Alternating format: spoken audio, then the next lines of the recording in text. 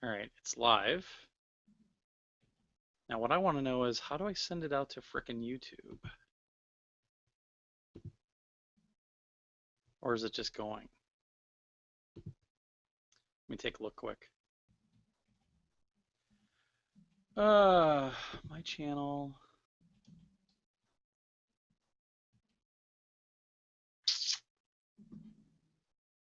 Video manager. Live events. Okay, so nothing's going that way. So I think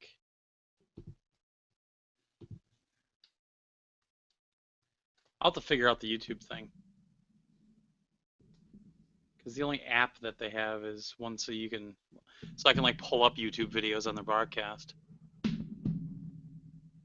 Okay. The thing is, I thought it was supposed to switch between us. So, oops. Screen share, chat, cameraman.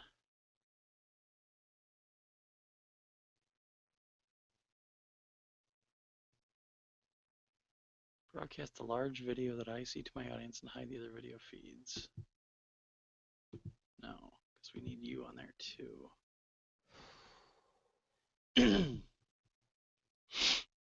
Sorry, this is the problem is that a lot of this you can't do until you're connected.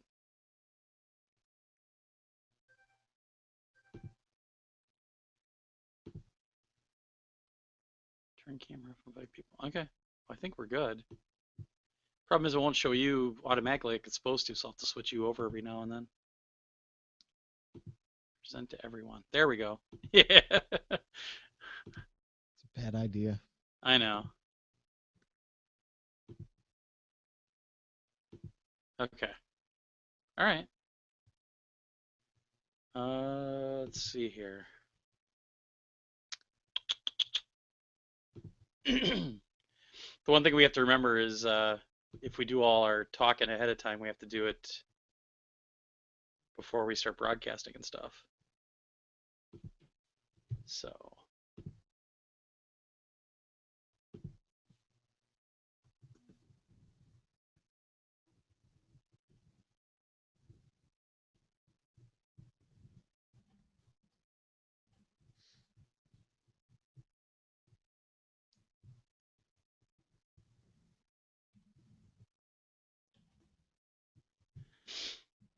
Okay. Yeah. All right.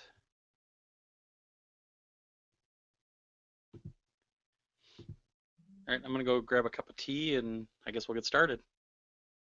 All right. Oh, and I'm still gonna need you to record your own side too. So Oh, fuck that. have that ready to go. That's bullshit.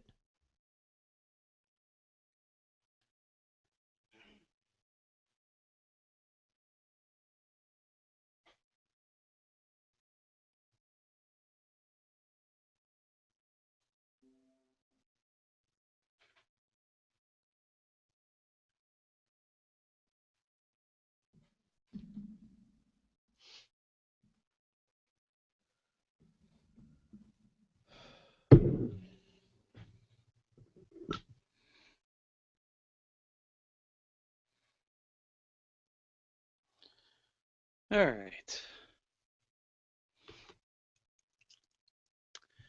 Should be a way for me to see. I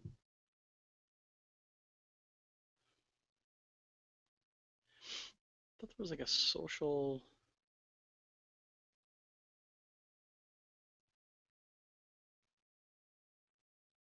Huh. Okay.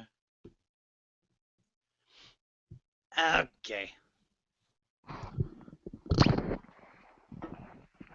right. Let me pull the agenda up.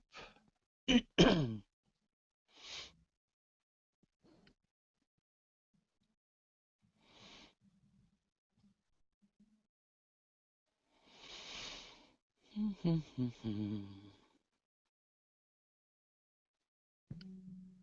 right. You ready to go? Sure. Well, don't watch Mm, the stream, by the way, because you're going to get that delay. no, I'm not. Okay. It's on the other. I'm not even looking at that screen. Okay. I just had to go over there to record. Oh, you're recording? Yes. All right. Like I said, let's do the countdown because I don't know if I'll have a reference track at all. So, Oh, so I have to all right. stop this. No, you're fine. You're fine. You're fine. Yeah, all right. Yeah, I'll start with three and then you hit 2-1, like we used to do back in the old days. All right. 3, 2, 1, Mm, go! It's like it's 2010 again. All right. Episode 406 of the PlayStation Nation podcast with you. As always, I am Glenn. That's Josh. Hello. Hi. So we're testing Google Hangouts today. So we're on video and stuff. I don't know if I have it running right or anything else, but we'll see if that's the case. And we're testing it for a very specific reason. A lot of people are bugging us about doing a Patreon. So that we can just feel terrible about ourselves if we actually start it and we'll get that whole $20 a month. But this is one of the things we're thinking about for that bonus that you get if you're a backer. Bonus to be able to watch us record live instead of waiting for the podcast to come out. You'll be able to check it out. There'll be a couple things that we what And you can hear all the filthy, filthy language and everything that this is the really stuff that I goes on edit out behind every the week. scenes. Yeah. I can't believe you said that about other colored dogs, man. Just such a dog racist. Hmm. Nah. So, I mean, we're still going to watch a couple things. Obviously, if we're doing a review that's embargoed, we won't be able to broadcast that. That sort of thing if we have anything time sensitive. So it won't be perfect, but, we want to maybe do this as one of those bonuses because I don't cut anything out of the podcast. So it's not like we can release bonus footage like a lot of other podcasts. So we'll see how it goes. So this week, we actually have some new releases. Holy crap! Yeah. News items, what we're playing and watching. No reviews this week. Aw, yeah. It's been kind of dry. It's been What? nice, Nothing's been out. but it's great because I've actually worked on a couple of games that I've been wanting to work on for a long time. A few emails, and we'll see how this all goes today. Hopefully, the recording isn't all messed up too. I gotta make sure I'm recording, by the way. Just want to make sure. Yeah, I'm recording. Okay. Woo. So you'd have to put up with every week. The thing is, I thought that Hangouts was supposed to like flip back and forth on the video, but I don't see that anywhere. So hopefully it's working. If it's not, oh well, we'll have to figure that out next time. Yeah. So let's get started with new releases. And we actually have some. I can't believe this. Yeah. For the PS4, we have Saints Row 4 Re-elected plus Gat Out of Hell Sweet. expansion, and it's only $49.99. Yeah, and I think that has all the DLC. They were showing a little bit yesterday. They were doing a live stream. PlayStation was. They were doing a live stream, so I watched a few minutes of it. Josh will be getting that for review though. Jerk. Yay! Jerk. Yay! And the PS4 also has a game called Motorcycle Club, Uh-huh. and it is from Maximum Games. Uh-huh. Do we know anything about this game at all? It's a club filled with motorcycles. I think it'd be funnier if it ended up being like a card game. Like you can go play Pinochle. No, it's a motorcycle driving game. Yeah, I don't know. Maximum Games has a kind of a spotty track record, so Yeah. plus this is only $29.99. Hmm. Which doesn't necessarily say anything good or bad about it, but True. it's a budget title. So yeah. Supposedly 2 to 4 people online Okay. and a single player mode. So it has online. Yeah. Huh. Yep. Like you go riding across the country together? I Like lower your fist down like the motorcycle guys to show that you're in that brotherhood. If part of the four color demons. It's just it just seems so odd. Like what would I can't I wonder what multiplayer would be like on that. Like, do you just drive? Uh, Do you find a helpless nerd and you ride around in circles and you have to make sure that you keep the circle concurrent as a mini game or something? I I couldn't tell you. Yeah, that's weird. Hmm. Um, I'm trying to. Of course, I should have done this before, but I'm trying to look right now to see if I have anything from Maximum Games. I thought I did. I might have one, but I don't remember what it would be. Hmm. It's nothing showing up there. I thought I did. I wonder what they've Yeah. released. I really wish that there was a way for us to see like if people were chatting on this Hangout. Is that it? I wonder if this is it. Oh, oh wait, Maximum Games. They're bringing out Rugby 15. Oh, They were the one. They had that little booth at that the booth right when you PlayStation walked into Experience. PSX? Yeah, and they did World Rally Championship 4. That's actually a pretty good game if I remember right. That's just WRC, right? Yeah, yeah. I think that got pretty good reviews. We never had it, as far as I know. So yeah, they've put out a bunch of games. They are the publisher, I believe, aren't they? Yeah, I think they publish their own stuff. I think. I think they're the publisher because Rugby 15 is listed as HB Studios, Motorcycle Club is KT Games, World Rally Championship is Milestone. That does not bode well. Well, Well, I guess I yeah. shouldn't say that. I mean, we get some really good games even from like single developer studios. Yeah, So, and you never know. yeah. This one could be good, could be not so good. I'm gonna lean toward the not so good. I'm gonna say who knows.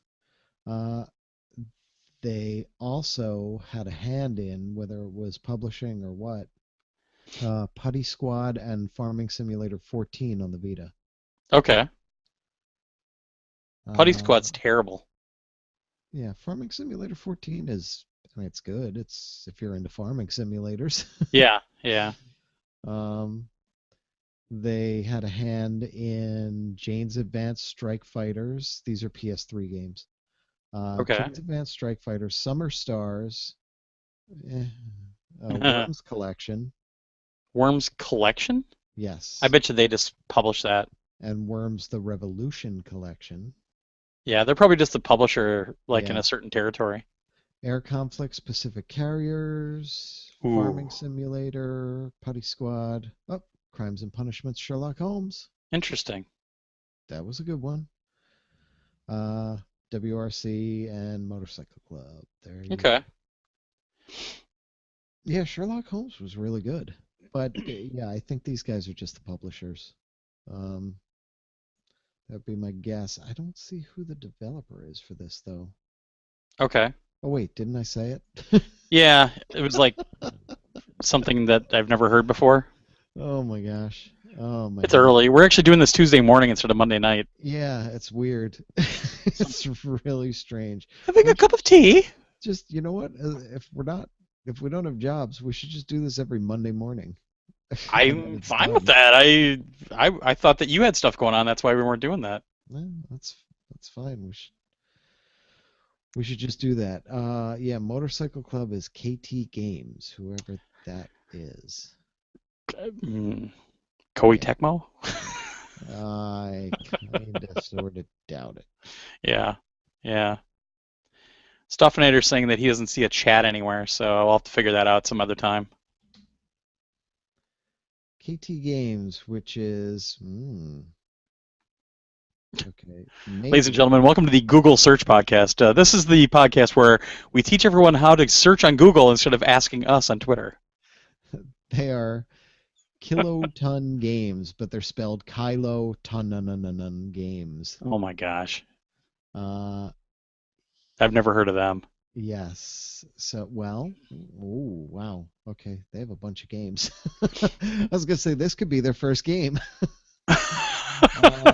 Yeah, might not. Okay, so Motorcycle Club, Truck Racer, Hunter's Trophy 2, Trophy My hunters?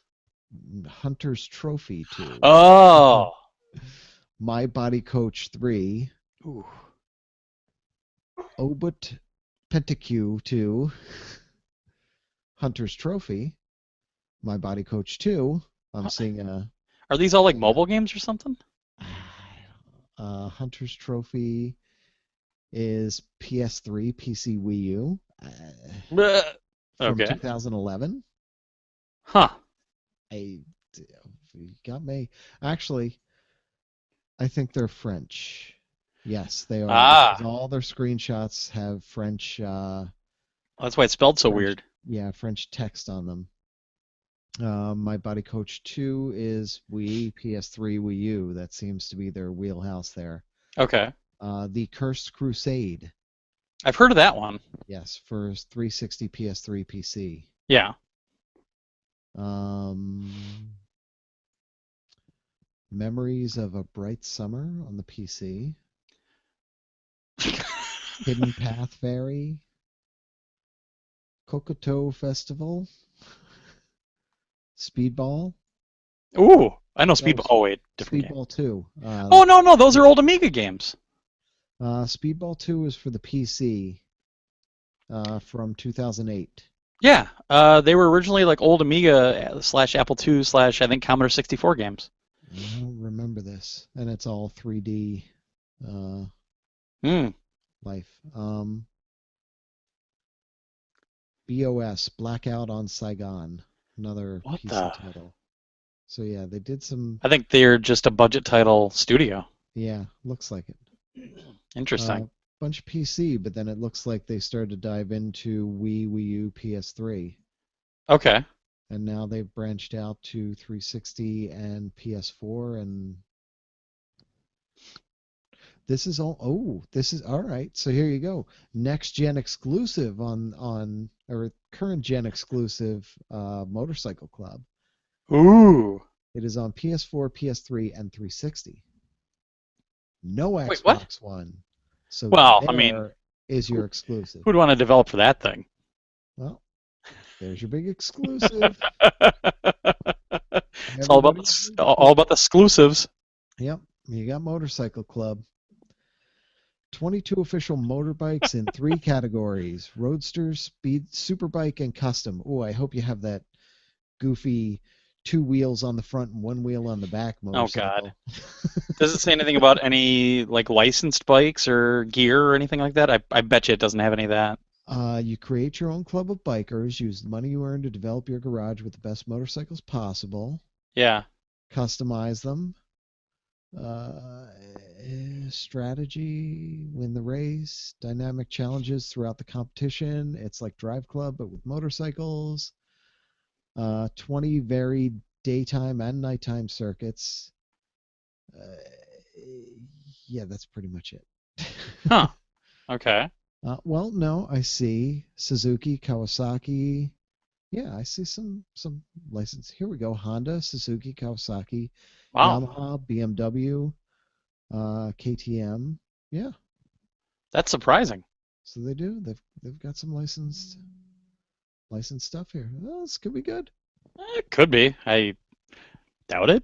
I wouldn't even know who to contact to try to get a review copy. Uh, KT Games, See, you were Maximum the one Games. that was wandering around PSX the whole time. You were the one that should have walked by there and said, Yeah, "Hey, you when got a I card?" did, they were all out to lunch. What? There was nobody at the booth. The one time I got to walk by there, I walked over. I was like, "Oh, rugby!" And I walked up. There was nobody there. Wow, because usually they were trying to give away like rugby stuff, and everybody was walking by. I'm going, "The what?" Oh, I absolutely would have grabbed that. There was Oh nobody there God. when I walked by. Dave Walters and I were standing there for a while talking, and they tried to give us a shirt like 3 times. Oh, Please take it. oh, I absolutely would have grabbed that. Well, I wasn't taking anything though. I was packing light. Yeah, I didn't want a bunch of stuff. yeah, Yeah. I like stuff. I do too, but I have way too much in this house already, and I just don't. I've gotten to that point now. I'm that guy where I just don't care about swag. Mm. Like I'll grab some every now and then. We get a few things at E3, and we It's okay. usually You give them can away just at give what's it and that? give it to me. Just grab it and give it to me. No, you get nothing. You got to do the work. Oh, come on.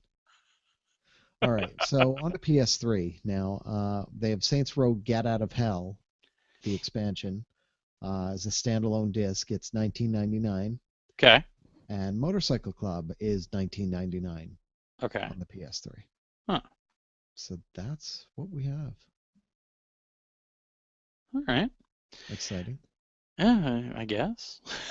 It could be. You I'll never know. I'll tell you what is exciting, especially for me, because I got to play this at E3. There is a closed beta starting very soon for PlanetSide 2. It starts this month on January 20th, and you'll actually be able to go and sign up and see if you get in. I don't think there's a guarantee that if you sign up, you automatically get in, but we do have the link out on the website. Just do a search for PlanetSide, and you'll find the article. But really exciting stuff. I enjoyed the hell out of it at E3. This is actually the first appointment we had. It was actually like, Yeah. what was it, 2 or 3 hours before E3 started? Yep. We walked down the street to a hotel, and I loved it even back then. They were saying, we don't have the controls dialed in yet on the controller because this game obviously was made for the PC first. But it was cool because it's an MMO-ish type game, but it really felt like it was built as a shooter. It was. I always compare things like that to Dust 514, which was a great concept and did a lot of neat things. But at the end of the day, it never felt like a shooter. It felt like an MMO, and this one just felt like a flat out FPS with some cool flying ships and everything else. But I really liked it. You guys were off playing your zombie stuff and everything when I was playing this. Uh-huh. Yeah, because you didn't play this, did you? I did not. No, I came over and I watched for a little bit, Okay. but I did not get to play it. All right. Yeah, I really enjoyed it. It played really well even back then. It had very satisfying kills. It still isn't as I guess as detailed as like a Call of Duty or a Killzone or anything like that, but it really did feel like a shooter. And I would kind of liken it to how Destiny feels. I mean, Destiny always felt really well suited as a shooter over even being an MMO. And then you get to the mission structure and you find out. But the cool thing about PlanetSide 2 was that you have it's kind of that mag feel where you have I think 3 different factions, and you're always battling for territory and that sort of thing.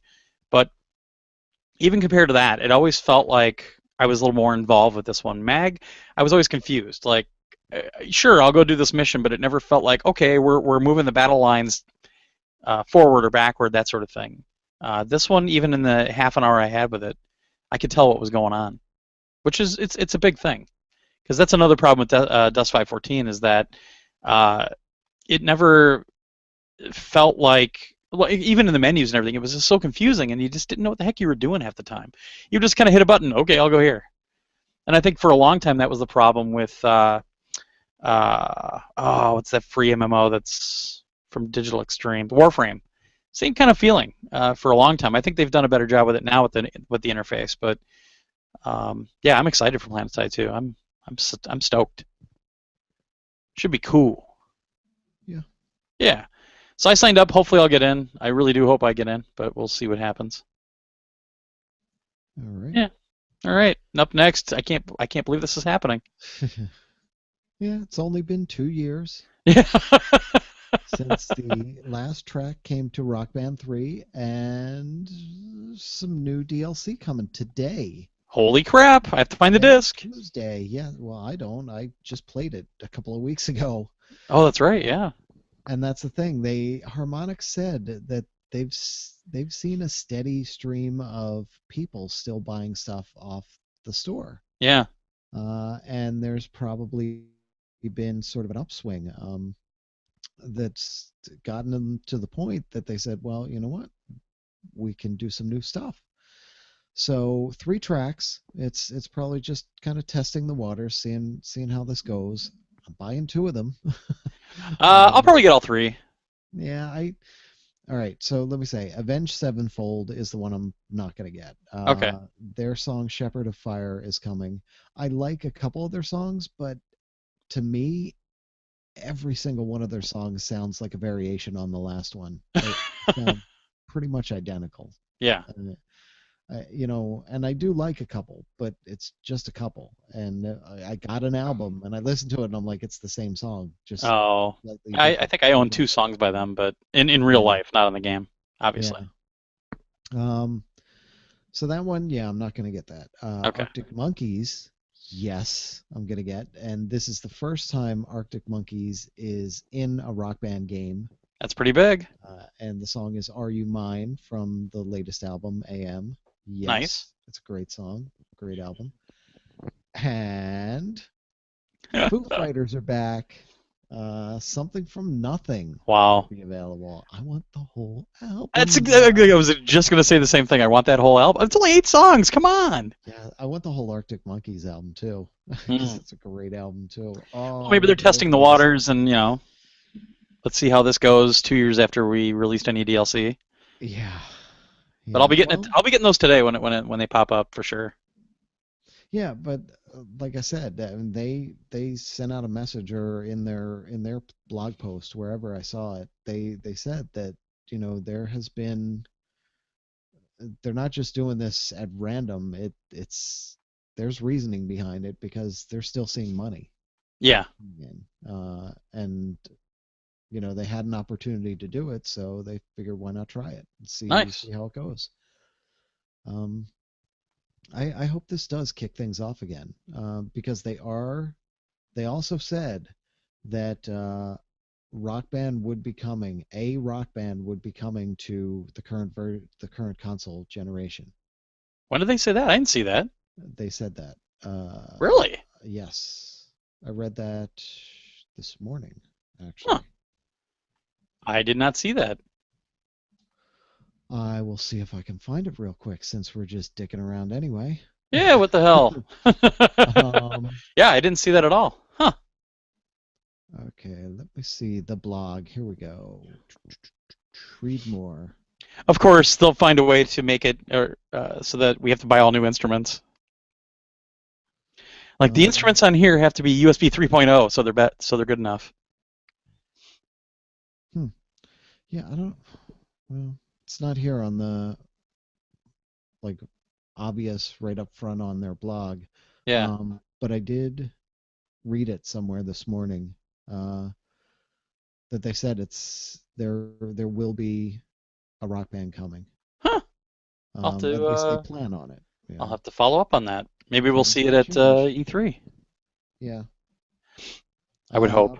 I'd be fine with that. I've actually been getting into that mood where I want to play some more Rock Band. well, that's why I pulled it out a couple of weeks ago.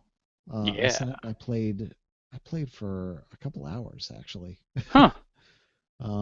I just set a huge playlist and sat by the drums and just went nuts.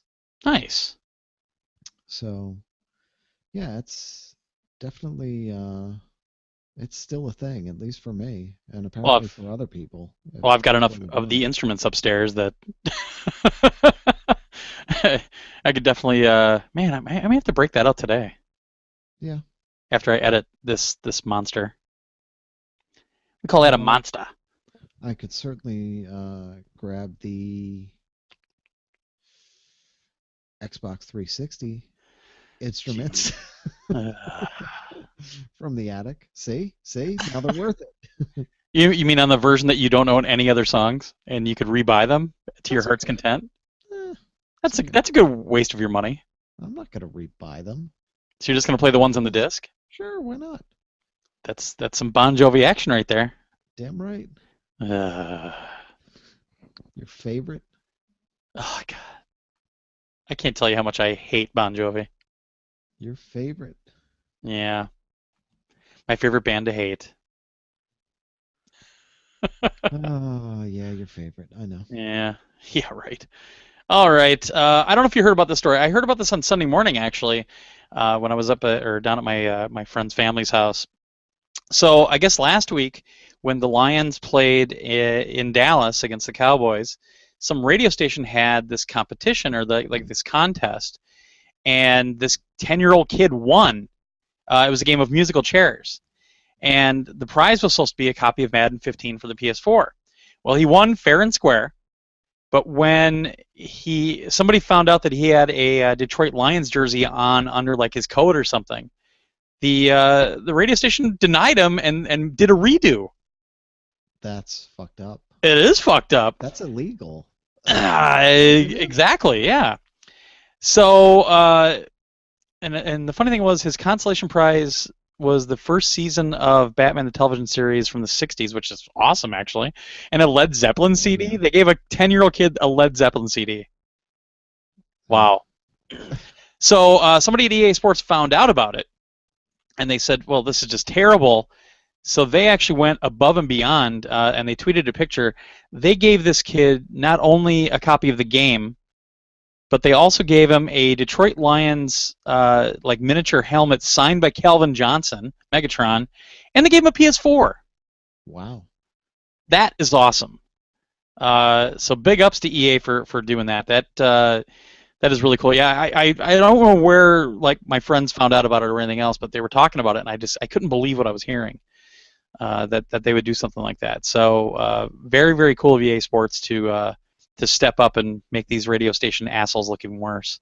Well, did you hear there was a kid who over the Christmas break, his family, he and his family, he's, I don't know, like 12, 13 years old, however old he is.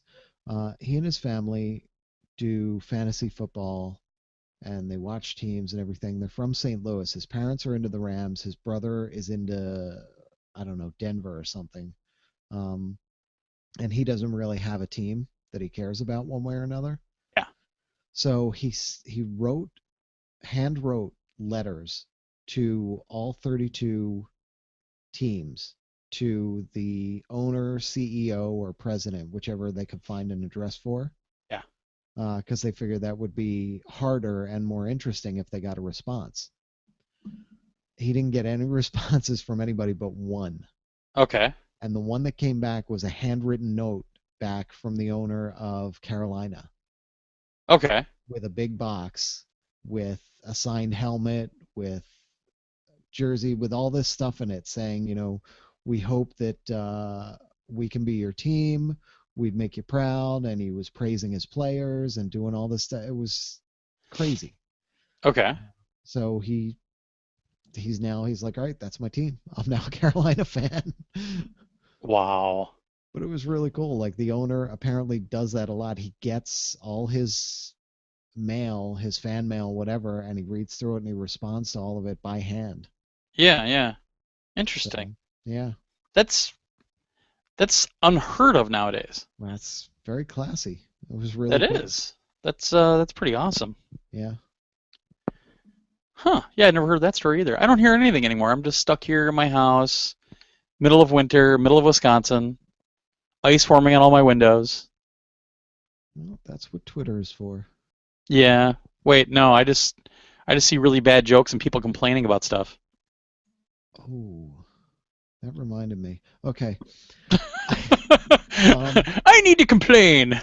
I did not shut down the voting. So anybody who's listening, if you want to get in one last vote for the minecarts, I'm going to shut down the minecart voting after we finish recording. Right. There we go. Today. We'll have to tweet that at the break if we take a break. So everybody can get in their last votes. All 5 people watching the stream. And Yeah. thanks to you folks for helping us test. Hey. We're already seeing some weird shit, so. I'll tell you, I have not looked at the results yet. But when I looked at them last week, Yeah. there were a couple categories that were within like 2-3 votes of each other for the top. It could be the same. 5 votes could swing anything right now. Well, I know that there were a couple of write-in campaigns on Facebook. Yeah. So it'll be interesting to see how this all plays out. I mean, I'll know a few of them. Well, I'll know them because I have to get all the... You'll know the winners, yeah. Yeah, I But know that's all you'll know all know. those. I'm not going to tell you numbers or anything, or second Right. or third. Right. But I should take a look. No. Actually, I should vote first. Let me get my votes in. You know, we're recording this podcast thing. Yeah, I know. Go ahead. Yeah, yeah. All I right. just finished my Rock Band thing. You Okay, Yeah. so this next thing, it's funny. I actually mentioned this, gosh, probably 3 or 4 weeks ago on the podcast, and I cut it out. It's one of the few times I've ever cut anything out because when I was editing and I remember talking about it, all of a sudden I was like, wait, is that under embargo? And I looked at the email that they sent, and it was really vague. The PR manager had mentioned at one point like some information's under embargo, but she never told me what. And I wanted to make sure that we didn't screw up, so I took it out. But it has been revealed. It was revealed at CES actually that Nyko has unveiled this new peripheral for the PS4 called the Data Bank, Mm, and this is pretty interesting. So it replaces the shiny hard drive cover on the PS4, and instead you put this like double decker thing in its place. And what it allows you to do is to actually put a full like desktop hard drive on your PS4, so that you can go up to 4 or maybe even 6 terabytes. They're saying 4. There are some 6 terabyte drives out there now, so I don't know if maybe it's just a limitation on the system or they haven't tested 6 yet, but they know for a fact that you can put a 4 terabyte drive on. What this also lets you do is, because these drives are made for desktops, they run at a faster speed. So now they're running at 7,200 RPM, and there are some drives out there that run at 10,000 RPM. I think that's overkill, honestly. But you can double the amount of available storage that you can get with these laptop drives right now, because the laptop drives are all stuck at 2 terabyte for the largest size. So people were asking, and it was funny. There was a lot of confusion on Facebook, everything else, like, is this an external drive, et cetera, et cetera. No, what this does is you remove the drive that's in the PS4 now, and instead of putting another laptop 2.5 millimeter drive in, or 2.5 inch drive in, you put a full 3.5 inch drive, and it has like a cable that you kind of snake into the connection on the PS4. But obviously that drive won't fit into the PS4, so they had to put this thing that sits on top of it now. But I think they actually did a pretty decent job on how it looks. I mean, it looks weird still. But I mean, for the options they have, they could have done some stupid external drive that you snake something through and it looks terrible. It at least looks like it's made for the system, for the most part. yeah. I have a lot of concerns with it. One, because of where they had to put it, if you have your PS4 standing on its side, I don't think you can do that anymore. now it's top heavy, Yeah. and it's going to tilt and fall over to the one side. Leaning tower of PS4. Yeah. I have concerns about heat. I have That's my concerns concern. about compatibility. I have concerns because I don't think compatibility is going to be a problem. It's a standard SATA interface. They give you well, no, they give you a bottom of cable that converts the the SATA for a 2.5 inch drive to full 3.5. My concern is power. look at the bottom of the article. Compatible hard drives are sold separately. Yeah, all they're saying is that you need to make sure that you get a SATA 2 or SATA 3 drive. We'll see. Well, I mean, we're going to be getting I one hope for review. so. I've been talking to them. We'll see. They told me about this a while back, and we're definitely going to get one, hopefully even early for review, so that I can do a full video on it and everything else like I did for the standard hard drive replacement. My concern is power, because the SATA drives are for the laptops obviously are a lower power device, and the big thing is to make sure that the PS4 can handle how much power usage these full 3.5 inch drives use. Yeah. That's the big thing, and I'm sure it can. In the I long just, run, how's that gonna I mean, it puts PS4? more strain on the power supply. So Mhm. hopefully they've built this thing with some pretty decent margins, but you just don't know. It worries me. Yeah. I would have concern with doing that. If I was ever to go that route, I would wait about a year or two Yeah, to see how everything shakes out and how many problems people have with it and so on. I wouldn't trust it right off personally. I wouldn't yeah, trust it right off the bat. yeah. Yeah, I mean, obviously, I'm a good guinea pig, so they're gonna send one over. I'll use that on my secondary PS4, and hopefully it doesn't break it. Although my secondary PS4, I had some weird crap happen this week. I was at my parents for a few days because I went down there to go see the Packer game with some friends, and well, not at the stadium, but and I was playing one night, and I got done, and I did a shutdown, and all of a sudden the system did the the beep beep beep whenever there's an error, Yeah. but it kept doing it. Ooh. And I was like, what the hell? So I walked over and I tried to power it down by pressing the thing. Didn't work. Unplugged it for about a minute, plugged it back in, brought it up to see if it would work. Everything booted up fine, but I could hear something running every now and then, like at specific intervals. You could just hear this bzz, bzz. Like, what the hell is that? Like, I thought it was the fan maybe or whatever else. So I tried to put a disc in the drive, and it kept spitting the disc out. And I was like, oh, this isn't good. So I kind of, panicked for about a minute, and then I did a full shutdown on the system, unplugged it for about a minute, plugged it back in, and it came up, and now it's working fine. But that freaked me out. Hmm. So I don't know what happened. I mean, I wasn't even playing a disc-based game at the time. I was playing stuff on the hard drive, so I don't know if it was like because the heat was running and it got really non-humid in the house, or I have no idea. Because my parents are old, so they keep the heat at 90. It's like a sweatshop. That is But odd. but I mean that system travels a lot. So I don't know if maybe it's just getting to it or it was just a freak occurrence. I don't know. Hmm. Yeah, it's a little worrisome though. Hmm. But in terms of like stress test and everything else, I'm probably one of the roughest on a PS4 with that one, just because it stays in a duffel bag basically and comes with me all the time, or a messenger bag, and it travels with me all the time. So it's got a lot of miles logged on it. I almost brought that to Vegas for some stupid reason. It's like, oh, I should bring the PS4, and then I went, why would I do that? I'm an idiot.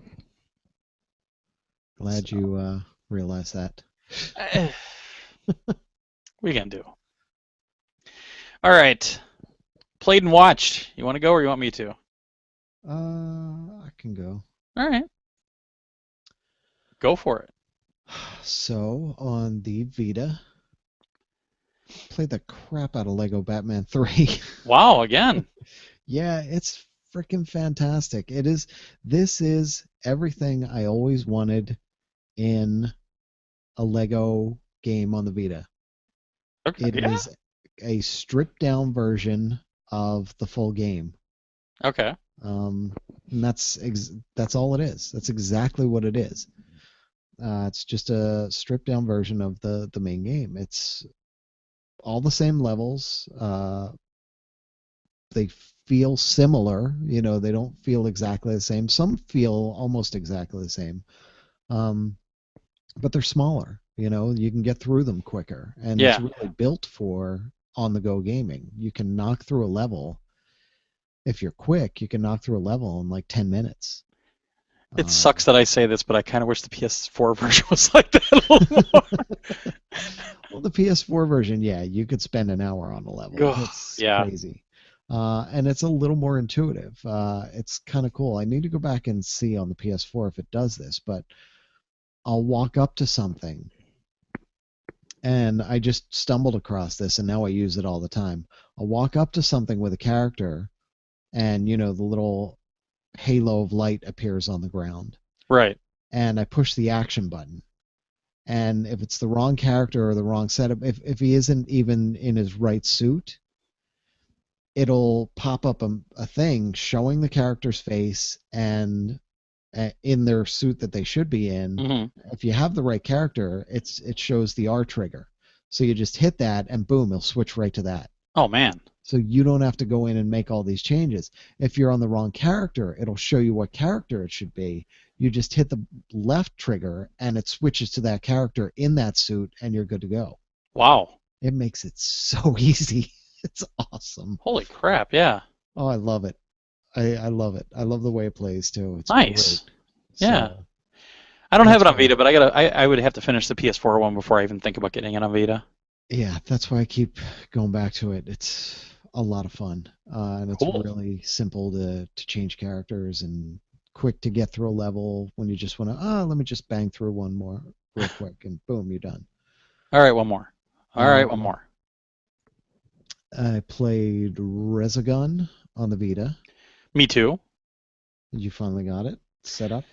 Holy crap. Yeah, that was it was so funny, like, oh, you have to do this, do this. I'm like, listen, for the 10th time I've done that. You even sent that, but I had already done the purchase on the web store, which is stupid and you shouldn't have to do.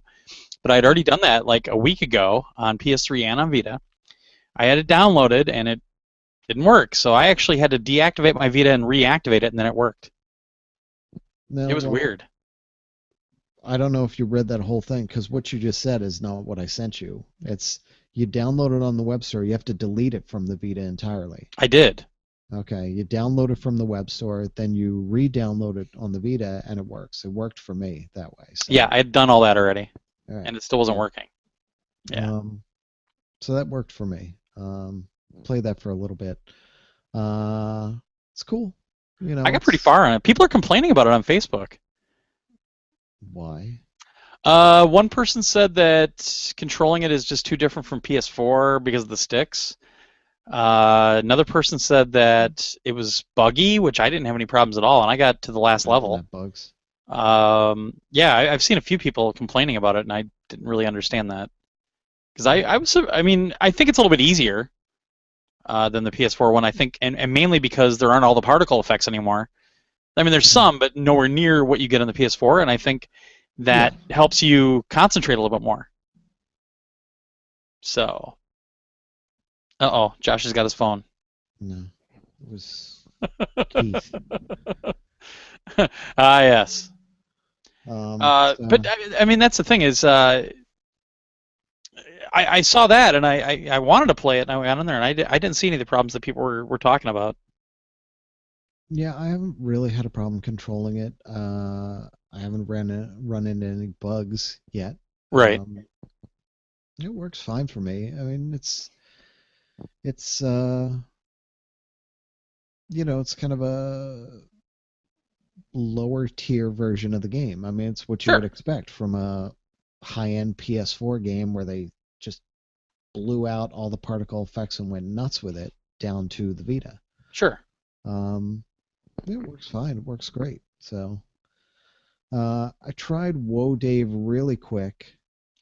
Yeah, I downloaded it. I haven't played it yet. It, unless I missed it, there's no instructions. You just jump right into the game, and I'm like, what? Wait, what? Wait, There what? might be like there might be a manual before you launch it. Not that I saw. Hmm. Oh, To the like Vita. in the I know what you're saying. In the Yeah. main screen there. Um, yeah, there might be. But I did not go into that. Um, so I messed around with it. It was one of those like it felt like an old school game because it's all trial and error and I'm trying to figure out how this works and what I'm supposed to be doing and all that. So it was kind of cool. I need to try some more of it. Did you hear that? Yeah, I'm looking at it right now. Look at the screen. There's a if you hit the manual ahead of time, that's what pops up. Yeah, but wait a second. It's 7 pages Yeah, and but it's 7 pages and six of them are exactly. copyright, safety, blah blah blah. It's So literally it's one this page, which is basic controls. and Move that. left, move right, throw jump. That's it. One of those. Yeah, Yeah. I hate those. But we never had that stuff on the Atari 2600 or anything. No, we actually had manuals that came in the box. Right, but a lot of them were pretty thin. They really didn't show you too much. No, they did. I still have them. So do I. They would give you a whole backstory on some of these things. I Well, mean, Yar's Revenge came with a comic book. Defender came with a comic book. A lot of these did. yeah. This I'm was not saying badass stuff. You don't get can't that now. generalize to every single game. Come on. There's plenty of Yeah. games out there. Speaking of old games, I also played Duke Nukem 3D Megaton Me Edition. too. I played on Vita and on PS3. That's pretty fantastic, isn't it? It is and it isn't. I like it more on Vita. It's so weird. Well, I played it entirely on Vita. I didn't try it on the PS3. Well, with PS3, I was having more problems controlling it because it's so fast and so smooth now. Hmm. And with the longer sticks, I had a lot of problems kind of with more finite aim and movement. But I played it longer on PS3. I grabbed it yesterday and I was playing it for a couple hours. But it's funny. I was never the biggest Duke Nukem fan in the world, but I'm still enjoying it. Yeah. But it also shows me kind of just how terrible some of their map layouts are. Well, But it's Duke Nukem. yeah, Um, it's pretty cool though. It's very jam packed with stuff. it is. It's really cool that it's on there. I'm very excited about that. Me too. So it's nice to have on the Vita where I can just start playing. It's really cool. Yeah, I wish it had cloud saves, but I don't see anything for it. Yeah, I don't think it does. Yeah, that would be Um, nice. I played a bunch of GTA 5, Me too. just trying desperately to push further through the story as quick as I can. I did get sidetracked once or twice where I was looking for something very specific. So I'm driving all over the place because I couldn't remember exactly where it was on the map. And I'm driving. I'm all over like, where is this thing? Um, I had a blimp. I Uh, have the blimp, but I haven't used it yet. I tried to call it in once, but it would never come over to where I yeah. was. Well, I had the blimp, and I flew around in it once, and then flew it up to the gondola to go up to the top of the mountain. Yeah.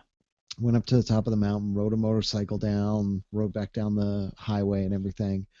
Um, but it was funny. I parked it right outside of what's his face, Michael's house. Okay.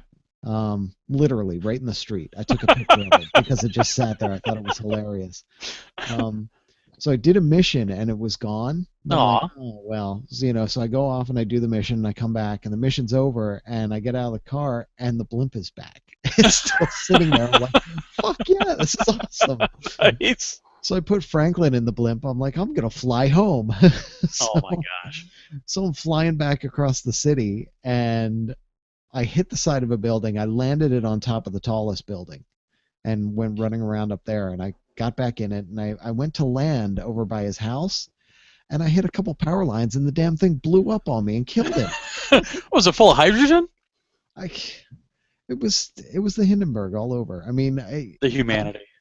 he had to go. I lost $5,000 at the hospital because he died. I was really upset about that. Um, Uh, yeah, I've been so having fun with that because I've been doing a lot of the side stuff now, yeah. and just I've been doing more of what everybody else has been doing in Grand Theft Auto for years, and Mhm. that's doing the sandbox, dicking around stuff, Yeah. which is rare for me. And that's the thing. I kept trying to focus. I'm like, all right, story, story, story. I have to just bust through to get to a point where all three of them are open, play a little bit more of that, and then I can just go nuts, you know? So where are you at in the story right now? Uh, oh, yeah, you know what? I fucked up. We're about to pull the diamond heist early Okay. on in the story. The problem is this time I was like, oh, let me choose a different path with it. And I said, instead of doing the whole let's hack everything and do the gas Oh, and do all that's how that. I did it. Yeah. That's how I did it before. Well, I said, no, I'll just get the weapons. And it said, you have to get one of the Los Santos, the police. They have this weapons truck, and you have to steal the weapons from there. And I'm thinking, Yeah. okay, there's probably one like parked somewhere. No, it says, okay, it's out here, and you go for it, and they're driving. Yeah. You keep having to track it down. Yeah, well, I have to track it down, but then how do? It's four heavily armed, Yep. fully armored guys, and it's me in my business suit. How the What you need to fuck am do I is supposed to get park your these car in guys? front of it, like Which I pull up in did. front of it to make them stop, and Yes, then make sure that you buy the heavy armor and just use your which I don't car have. as, huh? Which I don't have. But go Oh, ahead. see, yeah, you gotta go gear up. Well, I wasn't ready for it the first time it happened, and I was like, oh, Obviously. yeah. So I parked in front of it, and I'm like, get out of your car, get out of your car, and they're just yelling at me. And finally, one gets out, and he starts shooting, Yeah. and I back up a little bit, and I'm right near the door, and I'm like, all right, I'll jump out of my door, and I'll jump into their door, and I go to open the door, and another guy pops out the driver's side and starts blasting me. It's just like, well, that didn't work. So you're saying that you don't have any patience? Yeah, Yeah. for that, yeah. Yeah. Yeah, so I have to rethink my whole strategy there. Jeez. But Basically, that's where I just gear up. stopped. That's the biggest thing. Yeah. And yeah, I didn't do that. Well, you have to do that later on in the game for a couple other things. So that's why I've been through it. But obviously, I had better weapons at that point. Yeah. Well, I also broke the mission, one or two missions before that, where you bring the house down, um, and you're being chased by the Russian mafia. Yeah. So I'm being chased by the Russian mafia, and it's saying switch to Franklin, and I couldn't remember how to switch, and I'm hitting everything I can, and nothing's happening, and I'm like, they're gonna kill me here in this car. And in my button mashing all over the place, I hit triangle and I dove out the driver's side and I'm rolling down the street. And I'm like, oh crap! So I Rev- jumped over. yeah. Yeah, I jumped over the hedges and I'm hiding behind the bushes. And then it became a shootout in the street. So I'm hiding back there, and it's still saying lose the Russian mob guys. Yeah, yeah. And so I just kind of ducked down. And I'm hiding in this corner, and every time one of them came around the corner, I blew him away. Another guy would come around, I'd blow him away. And I think there was one guy left, but I couldn't see him anywhere. Oh, I hate And that. I ran back to the car, jumped in the car. I waited for Franklin because he's like, "What? What's going on?" And he Yeah, came yeah. running over, jumped in the car, and then I drove away. And that ended the mission. I was like, "Well, all right, that was kind of easier than the firefight and mess that I was in the PS3 version." Yeah, yeah. I was in bad shape because I dove out of a car that was doing like 80 miles an hour and rolled down the You street. just gotta But tuck and roll, man. That's all you gotta do. It works in every movie I've seen. yeah. So yeah, I'm having fun with it again, which is cool. Nice. Yeah. Um, I played I don't know how many hours, like an hour and a half of Far Cry 4 Nice. finally. Um, I'm iffy on it, Well, give us some time. It surprisingly. takes a little Yeah. while to get going, and as soon as you start opening up some of the bell towers. But it's not even that. It's more the controls, and I need time to get into the controls and understand it. But it's like layers upon layers upon layers. Well, you have to do this and switch this and push this and do that, and I'm like, Yeah, oh, you get used to it. yeah, but I'm not there yet. No. So that's one of those things. I have this with a lot of games where the controls are overly complex and they ease you into it. Yeah. I just it looks daunting at first, and I'm like, do I really want to do this? You know? Come on, if I can do it with one good hand, you should be able to handle it. I know, but the I just need to get past that point. And I Yeah. do this with every game. There's some games where I get to that point and I go, no, I really don't care. And I just put it down and walk away and go do Actually, something else. Stoffnader and I need to finish that in co-op. So, Stoff, I know you're listening because he just tweeted that I know you're recording, but do you want to play Gran Turismo 6? Idiot. What the Surprised he hasn't asked for codes yet. But yeah, Stoff and I need to play through the rest of the co-op in Far Cry 4 since I opened the North up now again.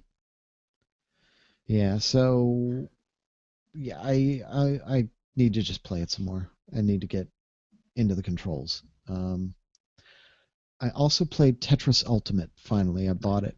That's supposed to be a broken mess. Well, it is only for people that have more than 100 friends. Are you serious? That shit's Yeah. still happening? Yes. And Oh, the only reason I know that, because I would think this was a broken mess, I would have had no idea, but I saw on Twitter at some point last week or the week before, whenever it came out, uh, the publisher or the developer, they were tweeting back and forth with Greg Miller hmm because he was having problems with. He is a huge Tetris fan, like I am, and he was having all kinds of problems with it, with the slowdown, and it stutters, and it's all kinds of problems. So he's tweeting back and forth with them, and they nailed it down to yes, if you have more than 100 friends, it's all fucked up. Jeez. Play it. If you completely unplug your PS4 from the internet and then start to play it, totally fine. Works beautifully. And then your So, license doesn't get renewed, and it knocks you out of the game, and then as long as you play it as long as you play it, start it online and then unplug it, restart it wow. completely offline, then you're good to go. I can't believe they would even suggest that. They just need to fix that shiz. Yeah, they do. And how does that not get picked up in QA? Every developer or every publisher knows about this now. Yeah. Well, Gosh. none of them have more than 50 friends on their friends list, I guess. Yes. I don't know. On their test friends list for testing. Well, but that's the thing. You should be able to create a bunch of dummy friends, and that's usually what happens. And So yeah, that's a problem. I figured because when I bought it, it's been out for a couple of weeks, and I figured, by It's more now than a they know couple. what It's the been out a problem while. is. Yeah. Yeah, I figured they know what the problem is. I'm sure there's a patch for it, and they fixed it by now, so I bought it. Nope. And I thought even if they didn't, I can unplug it and play it that way. So I forgot initially. I thought there's probably a patch, and I go to play it, and it started out okay, but then very quickly devolved into just a stuttering mess. And I Oh was like, God. fuck, I haven't done anything with it. So yeah, I have to play it offline to actually play it. I have to unplug my internet connection to actually play it, essentially. That's amazing. Yeah, yeah, Jesus. At that point, I don't think I'd play it. Even if you do like Tetris or love Tetris and everything else, I just don't yeah. think I'd go through that trouble. You shouldn't have to Um, go through that trouble still. you shouldn't have to. I'm going to because it's Tetris, and But you can play me and Tetris on a Tetris bunch of have a other things. thing. Go play what the hell? Go play Luminous on the Vita. That's not Tetris. It's better though. It's not Tetris. It's better. I, there's times when I want Luminous. There's times when I want Tetris. I want Tetris. Get Tetris for your iPad. It's probably better. Ew. Yeah, iPad. Yeah, that should control great. I'm sure. Um, Touchscreens are the future, Josh. Get with it. yeah, speaking of puzzle games, Treasure Park. Oh God. I'm up to level 36 or 37, whatever it is, in a row. Hmm. In a row? In a Um, row. Don't go sucking on any dicks on the way to the parking lot. so I this will come up in an email later. Um, because somebody tried to send me one and said, I can't send you one because I can't find you on my friends list. You cut me off your friends list. Oh And boy. that's not the case because I just double checked on my PS4. That person is still on my friends list. The Vita friends list is as buggy messed up as the PS3 friends list is. And I've noticed it a lot with Treasure Park. That's where I really started to find that out because people on my friends list would send me a board to play. I'd play it, email it back to them, the results, Sure. and then I'd create a board and try to send it to them. And I'd scroll through my entire friends list there. Can't find them. So they haven't done anything to the game to support like more friends. No. Yeah. But no, You see that in some of the older games. but even if I go to my regular friends list on the Vita, I don't think I can see everybody. Can I? Yeah. Yeah, the Maybe Vita I have a thing. supports the full friends list that the PS4 has. It's just, especially when they were having those server problems, it was happening on the Vita too. But it should work. I see my whole Um, friends list. you do? Okay. Yeah, So, it just oh, takes a while to load. well, I don't want. Oh, that means they're going to do an update. Which, if they ever do it, they would do an update to fix that to Treasure Park, and it would wipe out my progress. So, I doubt if they're going to make an update because this has been yeah, it's been so long. I don't see them doing yeah, that. yeah. Well, I get surprised by some games that I put in, and suddenly there's a new update. Some older Yeah, games. but it's just you and Shu and like three other people are they're the only ones playing that anymore. No, we're not. There's people playing Plus, it. I don't see them doing that kind of an update for a free game. You know? Oh wow, there are a lot. Well, see, that's I didn't see them doing it, but they've done multiple updates to that game, which kind of surprised me in the first Yeah. place. Um, so I don't know. Maybe they never will. Maybe Shu will go to do it, and he'll go, "Hey, wait a second, this is broken. Somebody go fix that." Yeah, I don't think that'll happen. Um, yeah. So that's the problem. I've noticed that, and it's funny because I try to send it to people who just send it to me because I'm like, all right, I know they have it Yeah, because they just sent me a board. Those are the people I cannot find on my list. It's of like course. it's like it purposely blocks them for some reason. I See, could and that's so see stupid. all Like these you other would people. think that they would have some intelligence in there to say Yeah, if you got something from them, put them at the top of the list. yeah. No, does not work. Things Does don't not make work. sense. Yeah. So, all right. What I watched Hmm. was a bunch of stuff. Um, this I December 3rd. I saw that Dave Grohl was going to be on the Daily Show, so I recorded it and didn't watch it until yesterday. Um, so he just comes out, he's just a guest, and he's talking about Sonic Highways and everything. Yeah. Uh, the thing that got me that I have not heard, I'm pretty sure I have not heard anywhere. At the end of the interview, um, John Stewart leans over and he says, "So, and there's other cities, of course. So, are we talking about a season two?" And Dave Grohl goes, "Yeah, well, there'd probably be a season two. We'll see." Ooh, And my jaw hit the floor. I'm like, "Wait, what?" nice. so, so they went to more cities apparently. They recorded a lot more, and there could be a season two, and that's probably another album right there. It's like, Wow. where's this bombshell come from? And I Yeah, no missed it kidding. completely. And I haven't seen any mention of it anywhere. Nope, not on their Twitter, not on their. They have an actual website for Sonic Highways. I didn't see anything there either. Yeah. Yeah.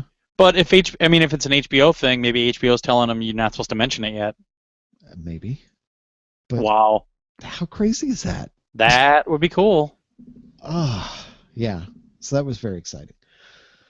I saw that Archer season 6 debuted. It's awesome. You saw it? Yeah. Well, I mean, I don't have cable, and Hulu, who I would normally expect to have it on, they're like, well, you have to have this certain cable provider, and it was like Dish and DirecTV. I'm like, what? So I just bought it on Google Play because you can buy the whole season. So don't spoil it for anybody, but The Office, wasn't that awesome? That was hilarious. Why would you do this? Because of that. That was so awesome. That was Makes one of my toast. favorite parts. God. Yeah. Yeah. I'm happy because I was reading an interview with the guy that runs it, and they were talking about how this is kind of going back to basics now. So Yeah. he's actually going on, they're all going on missions, that sort of thing. It's not like last year with Archer Vice where it was like this huge spin-off type situation. Yeah, which Um, apparently that didn't fly too well with the fan base, although I thought it was the I thought most it was hilarious. awesome thing ever. Yeah, I freaking loved what they did with that last year. But it's Yeah. cool. They're going back to basics, and we're going to see Christian Slater more and that sort of thing. So, and it was cool because H. John Benjamin, who, if you people don't know, he voices Archer, um, live tweeted the first episode, and he's like tweeting these pictures of him like lighting candles and putting out this beautiful dinner like it was going to be some date, and he did it with Christian Slater. And every picture he took with Christian Slater, he's just like, yeah. So I'm pretty stoked, and also Justified starts up in like a week on the Mhm. 21st, I believe. So I'm excited for that. The last season. Yeah, TV's back in full swing, baby. Yeah.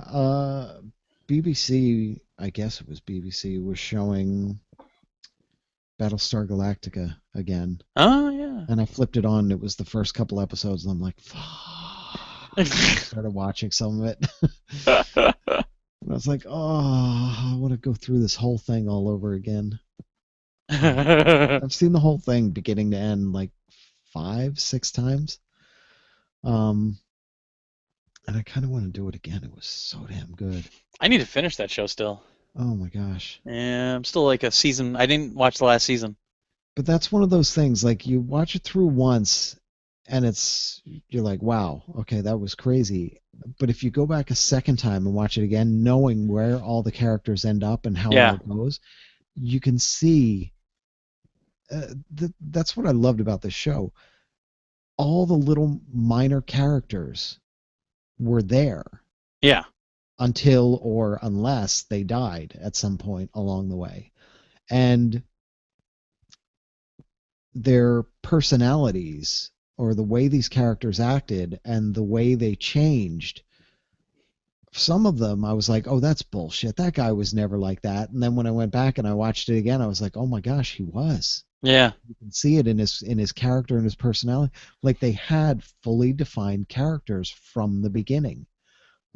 Characters that end up together way later in the show, you can see looks from one to the other. One is completely oblivious, and the other one's looking at them like with a look of love and uh-huh. things like that. There's little things like that that I don't know if they told them that from the beginning or they just improvised it along the way. It's amazing Yeah, yeah. how fully formed the characters are right from the start. Yeah, I agree. Oh, Because I it, actually went back and watched one of the seasons because I couldn't remember if I watched it or not. So I pulled up this one season. I'm watching it. I watched a couple episodes. And I'm like, it seems kind of familiar. And then I mhm, got deeper. I'm like, oh yeah, I have watched this season. So then I just skipped to the last two episodes so that I was up to speed. And I was doing the yeah, same thing. I was kind of noticing things here and there. And like I said, I don't know where the end of the show is, but even the stuff that transpires throughout, I was seeing little hints here and there. yeah, So yeah, yeah. it's interesting. It was cool. And that thing you do was on something. Oh boy, Damn it. At least it was most of the way through, about halfway through. So I that is the watched. blood sport of the last few years. If it's on, you just got to watch it. It is. It's crazy. Nice. Um, and for some reason, I just woken up. I sat down to eat breakfast, and uh, Bulletproof Monk came on, and I was like, "What is this? Is this? Oh, Oh, that's this Chow is Yun the Fat, and yeah, yeah, isn't that Sean William Scott? yes, Yeah, yeah, yeah, and Jamie oh, King." Jamie King. Yeah, I thought that. Oh, I'm thinking of a different movie. Yeah, yeah, So it's interesting.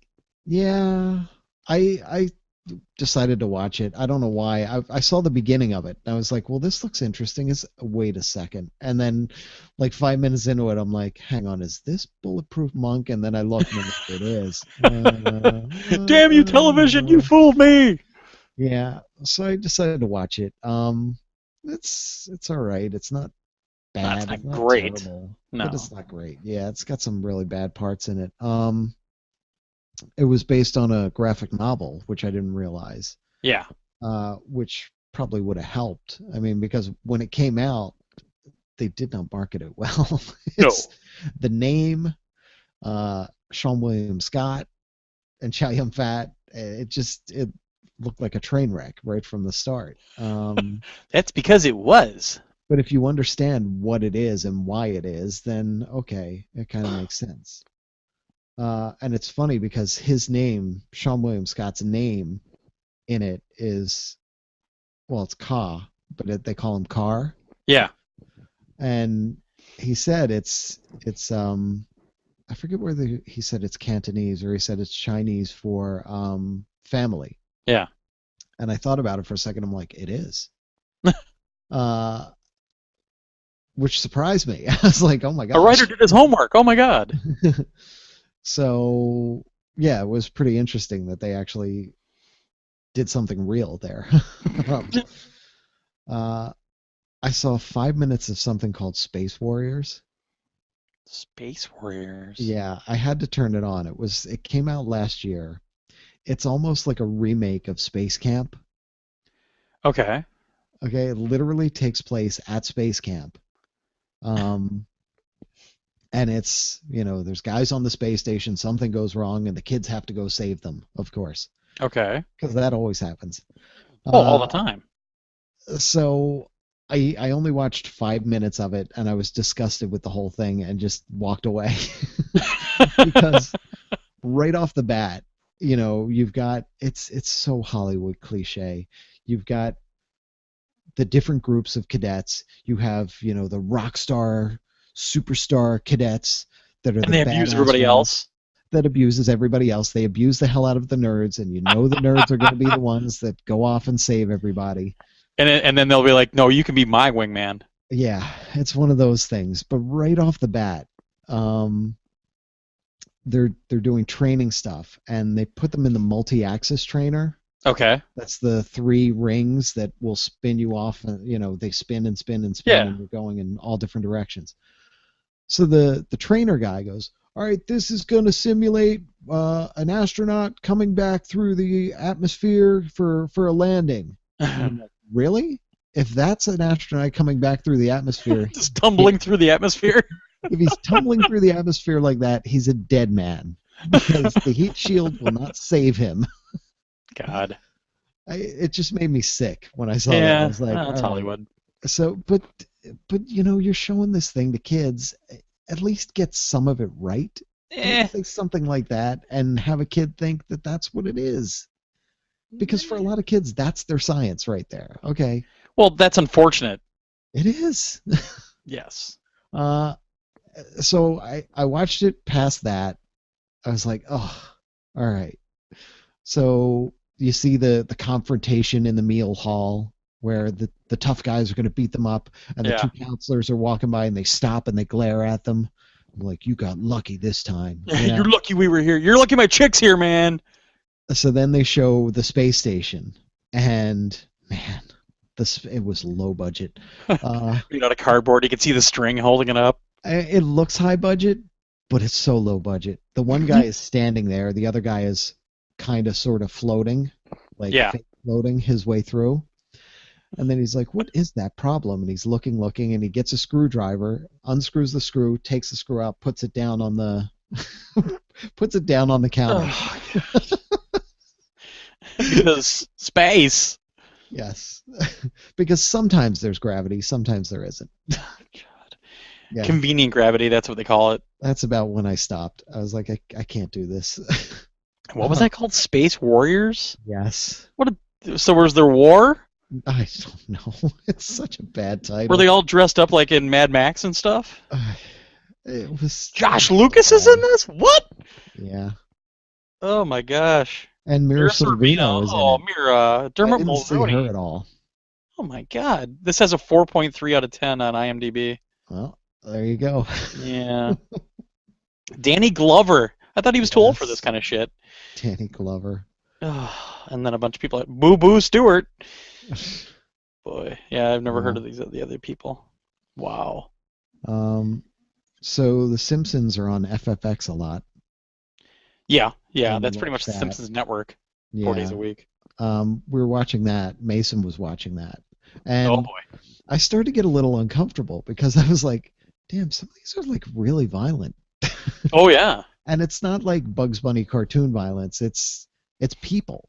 I Yeah. mean, it's The Simpsons, but it's people beating the crap out of each other. And I was like, Oh yeah. "Mm." It's a good lesson for Mason to learn. Yeah, I mean, he knows Homer Simpson. Because he has like a little Homer Simpson doll, so he knows that, and Sure. he thought it was some parts he was laughing at that were actually really funny. Um, and it ended like the last episode came on, and I was like, well, he's like more Simpsons, and I'm like, all right.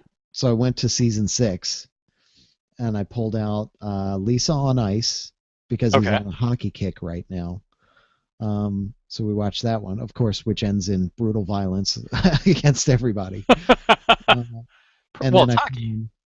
and Maggie Makes Three, where he tells the story of where he quit and became the pin monkey, and then Maggie is born and all that. Oh yeah, yeah. Because I thought that was a nice, sweet one and everything, um, and it's about a new baby girl and all that, and I'm getting him used to this. So, No matter how much you prep, it's gonna be nightmare. we'll see. I mean, My he's talking about her.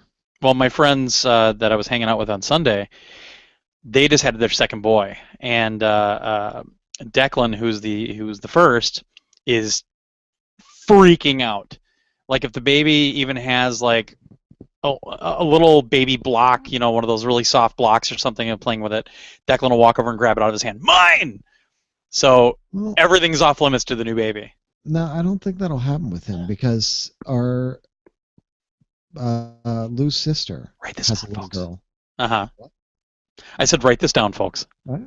Lou's sister has a little girl, and they're in Brooklyn every weekend together. And he will, if he's playing with something and he sees she wants it, he walks over and he hands it to her. He's like, "Here." Yeah. But He's, that kid's not in the house 24/7 with him. oh, I know. It's going to be interesting. We'll see. And he's very good with sharing things with everybody that he's come into contact with so Yeah, far. he was So, doing that with me. So yeah. But like I said, he's into hockey. So every night he comes to me and he's like, "Can we play hockey?" And I'm like, "Okay." So we go to the kitchen with his puck that he got, and he's got his little hockey stick. I have to get up my full-size giant hockey stick and stand there in the kitchen. I have him shoot at the heater because it's metal, it's cast iron, and I'm like, "Go Sure. ahead, hit that. I don't care." So that's the goal, and he takes shots at it constantly. So Cool. He's really getting into that. And I watched Toy Story 3 as a I watched it alone. Yeah, because As that a, gets a little deep for kids. that's the thing. I needed to, do some recon on this one and decide whether to expose him to it or not. I still don't know if I should. It's creepy. I mean, that one It is. toy, that baby. Oh, The that baby thing's is creepy. creepy. And even Uh, even toward the end when they're in that incinerator thing, I mean, it gets pretty that dark. it does. There are parts of it that are very dark and very sad, and I know he'll get upset, but if he gets to the end, he'll be okay. Like, Sure. I mean, there's parts in Toy Story 2 which are like, holy crap, Oh they're yeah. really sad, but he got past that. He loves the movie. Um, so I haven't decided yet. And the other weird thing about it is he has Lotsa, Hmm. which what the fuck is Disney doing selling Lotsa? Lotsa was the creepiest fucking bastard jerk off toy ever. Which one is Lotsa? The bear that Oh, runs the daycare yeah, that fucks them over. yeah. What the hell? It's just, it's so strange. Like if I was him and I saw the movie, I'd be like, I don't want this freaking bear. This bear's a jerk. Screw me over. You know? Trying to put me out in the trash. It's so weird. I'd be freaked out laying in bed seeing that bear every night Oh yeah, after seeing the movie. definitely. So Just I have just time to the front of the Prius. yeah, exactly. I don't know what to do about that yet. I haven't decided. And we watched Hunger Games Catching Fire, which was the second movie, which, you know what? It's better than I thought it was going to be. Um, Oh god, we have a convert. nah, not yet. Well, no, I'm interested to see the third movie because it really leaves you on a cliffhanger. And I was Yeah. like, wait, that was the end of it? Like I expected there to be more. I thought it was longer from where we had dropped off. Oh okay.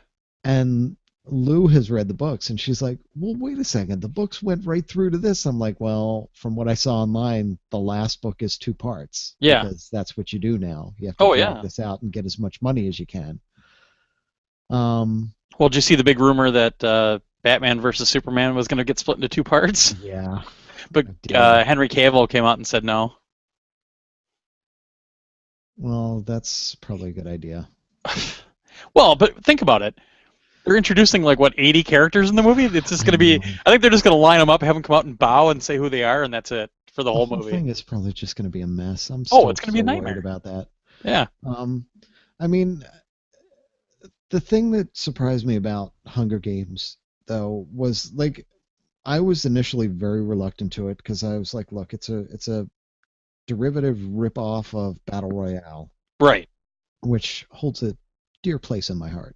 Mine too. Um, but and the first one is to a certain extent. It has a different kind of a feel to it though, with the backstory and why all this is going on. And Right. I'm like, okay, so you can change that and blah blah blah. But the second one really pushes it further and takes it in a different direction. Doesn't like the second battle royale. Oof, that Yeah. was not so good.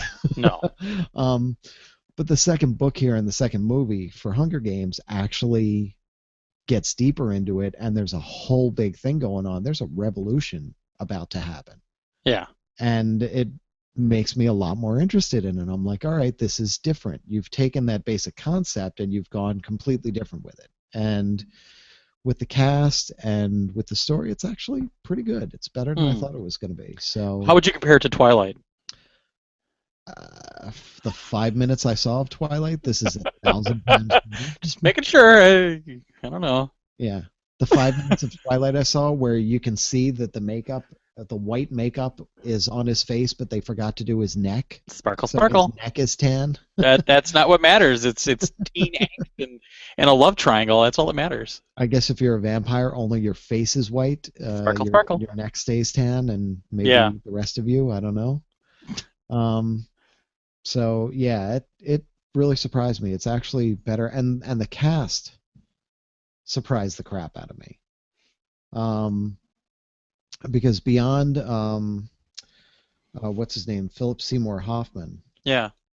Uh, they had. I have to look him up right now. Sorry, I didn't think I was going to talk about this much. No one did, Josh. No one did. Yeah, but what really shocked me, I mean, we all know Donald Sutherland is, Well, Elizabeth president. Banks is in it. Yeah, Gosh, who else? but they were all people that were in the first one. Sure. Stanley Tucci and all these big actors. So I was expecting that. But what I really didn't expect was Jeffrey Wright. Uh-huh. I was like, what? Wait, what the hell is he doing? Because Hey, big payday. he's one of the contestants basically. He's Right. one of the people fighting, and I'm like, wait a second. Him and Amanda Plummer, and I was like, this is just crazy. This has gotten completely, And Woody Harrelson's in it, and yeah. um, I know. Jen Malone showed up in the second one too, which was cool. Yeah, She was really cool in the second one. So I yeah, haven't seen any of them. I just know all this stuff because I see it here and there. I was very surprised by it. First one, it's good. It's all right. The second one is much better, and I like Hmm. where it's going. I do really want to see the next one. Well, maybe they'll have a premiere for it when we're out in LA for E3, and you can wait in line. You can set up a tent Wait in line. out at the Nokia Theater. Wait in line. I'm PS Nation, bitch. Yeah, right. Back of the line. PS what now? Who? Yes, back of the line. Yeah. Uh, Wait a second. The first, part one, okay, it already came out in the theaters Yeah, I back think it in just came November, out a few weeks ago. November 21st. Yeah. I didn't even know that. Sure. So, okay, so the Blu-ray should be coming soon, I hope. No, nobody's buying into your ruse, Mr. Langford. Wow, that's crazy. I thought it was coming out this summer. Wow. No, I think that's part two is coming out this summer. Yeah, see, that shows you how much I've followed it. Okay. So yeah, Wow. all right. I hope that comes to Blu-ray soon. Well, you might as well just wait for the whole set. Nah, it's not So gonna you can happen. wait in line at Target and, I want it, I want it, I Yeah, yeah, yeah. want That's my excitement. it. All right. Well, I played some more BF4. We're kind of getting back into it now, which was really nice. We took kind of a break of it. And like we mentioned before, played a ton of Duke Nukem 3D on the Vita and the PS3. Oh, yeah, I should switch it over to me now since I'm talking. Mhm. Yeah. Played some more or some Resident Vita, like we mentioned. Also been playing more Call of Duty Advanced Warfare. I'm up to level 46 now after my first Prestige, so I don't know. I'm getting kind of bored with it now, though. So be nice to get some new maps or something. And then I went down to Rocks and stayed overnight down there since where I was watching the Packer game was right down by where he lives. And he's been playing a ton of Super Mega Baseball, like just nonstop playing it. And he was toward the end of his season, and he was in the playoffs. So we ended up playing co-op.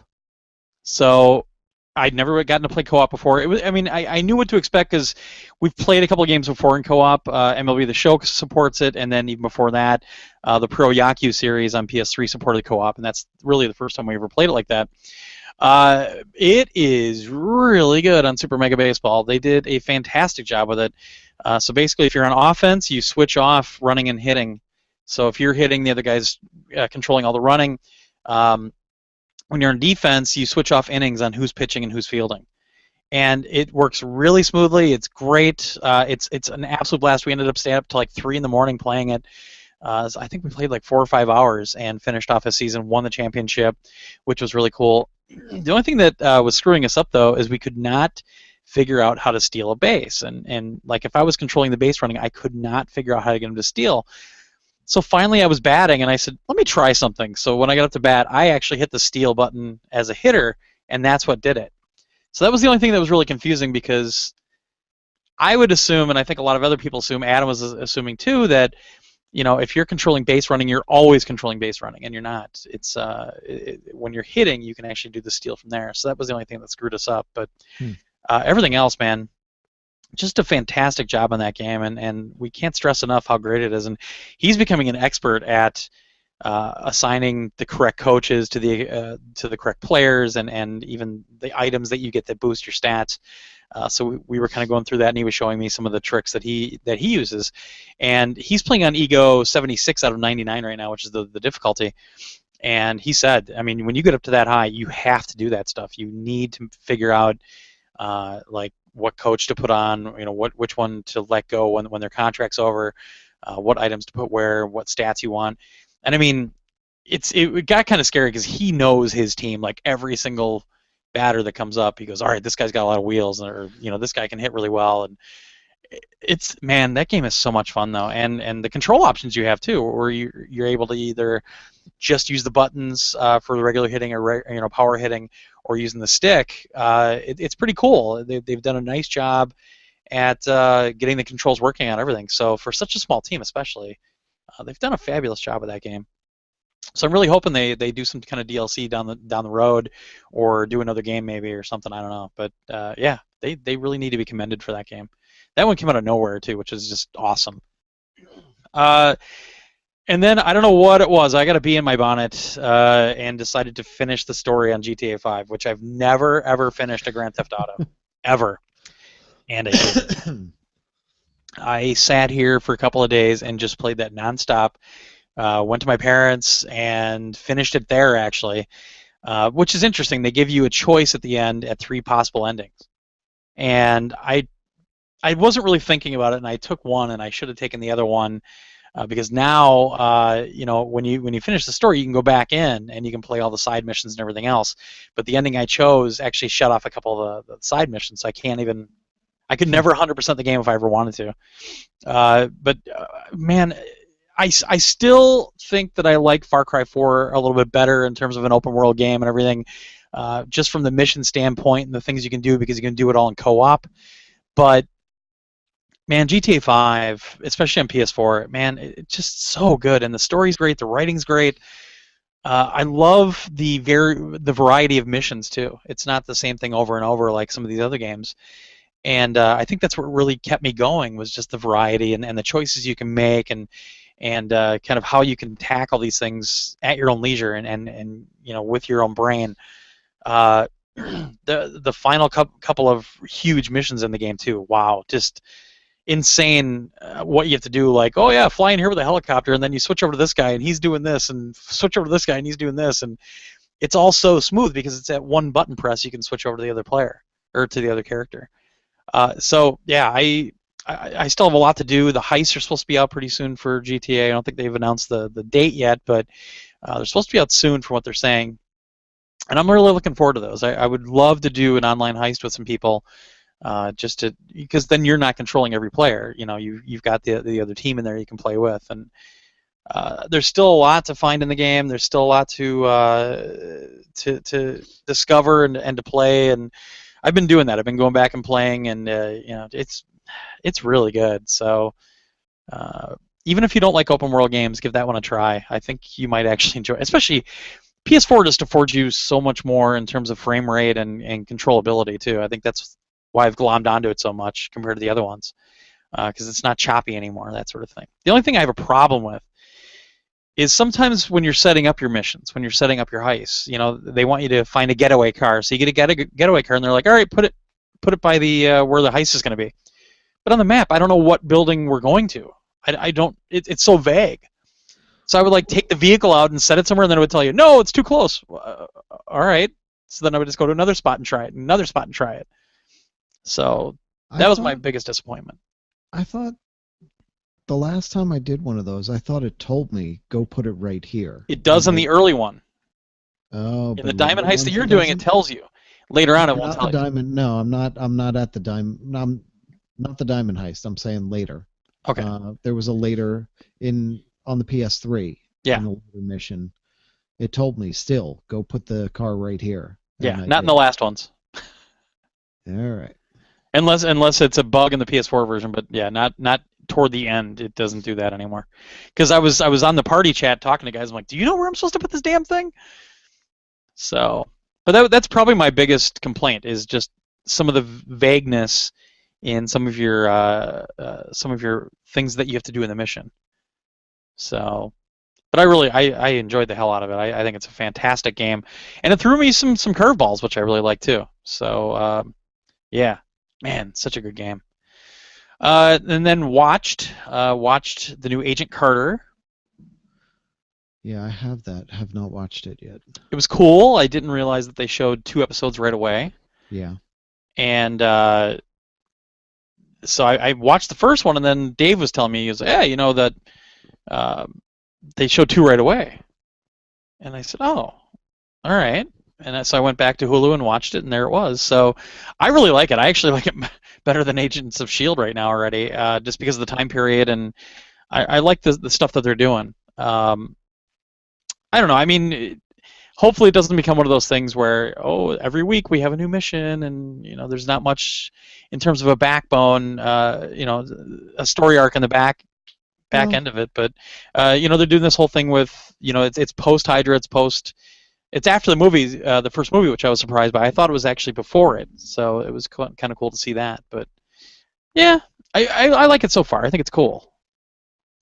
the thing with that is I feel it's going to be a lot like early Agents of Shield, where they have a plan to build it. Whatever's going on in that, whatever's going on in Agents of Shield right now, they're going to build up to um, the next Avengers, which Yeah. or Ant-Man, since those are the next ones coming out. Yeah, well, the interesting thing though is, I mean, this is the mid '40s, and I Yeah, think they're going to have more. There's probably going to be some callbacks, but I don't think there's going to be any direct results. But you never know. I mean, but we'll see. That's what we've seen so far, though. There was it was either in the scene in Winter Soldier or was something else. I think it was in Agents of Shield, where at one point they speak directly about, oh well, that's because of this yeah. from so those things I would expect we'll see those things in Agent Carter, and that'll Oh yeah, yeah.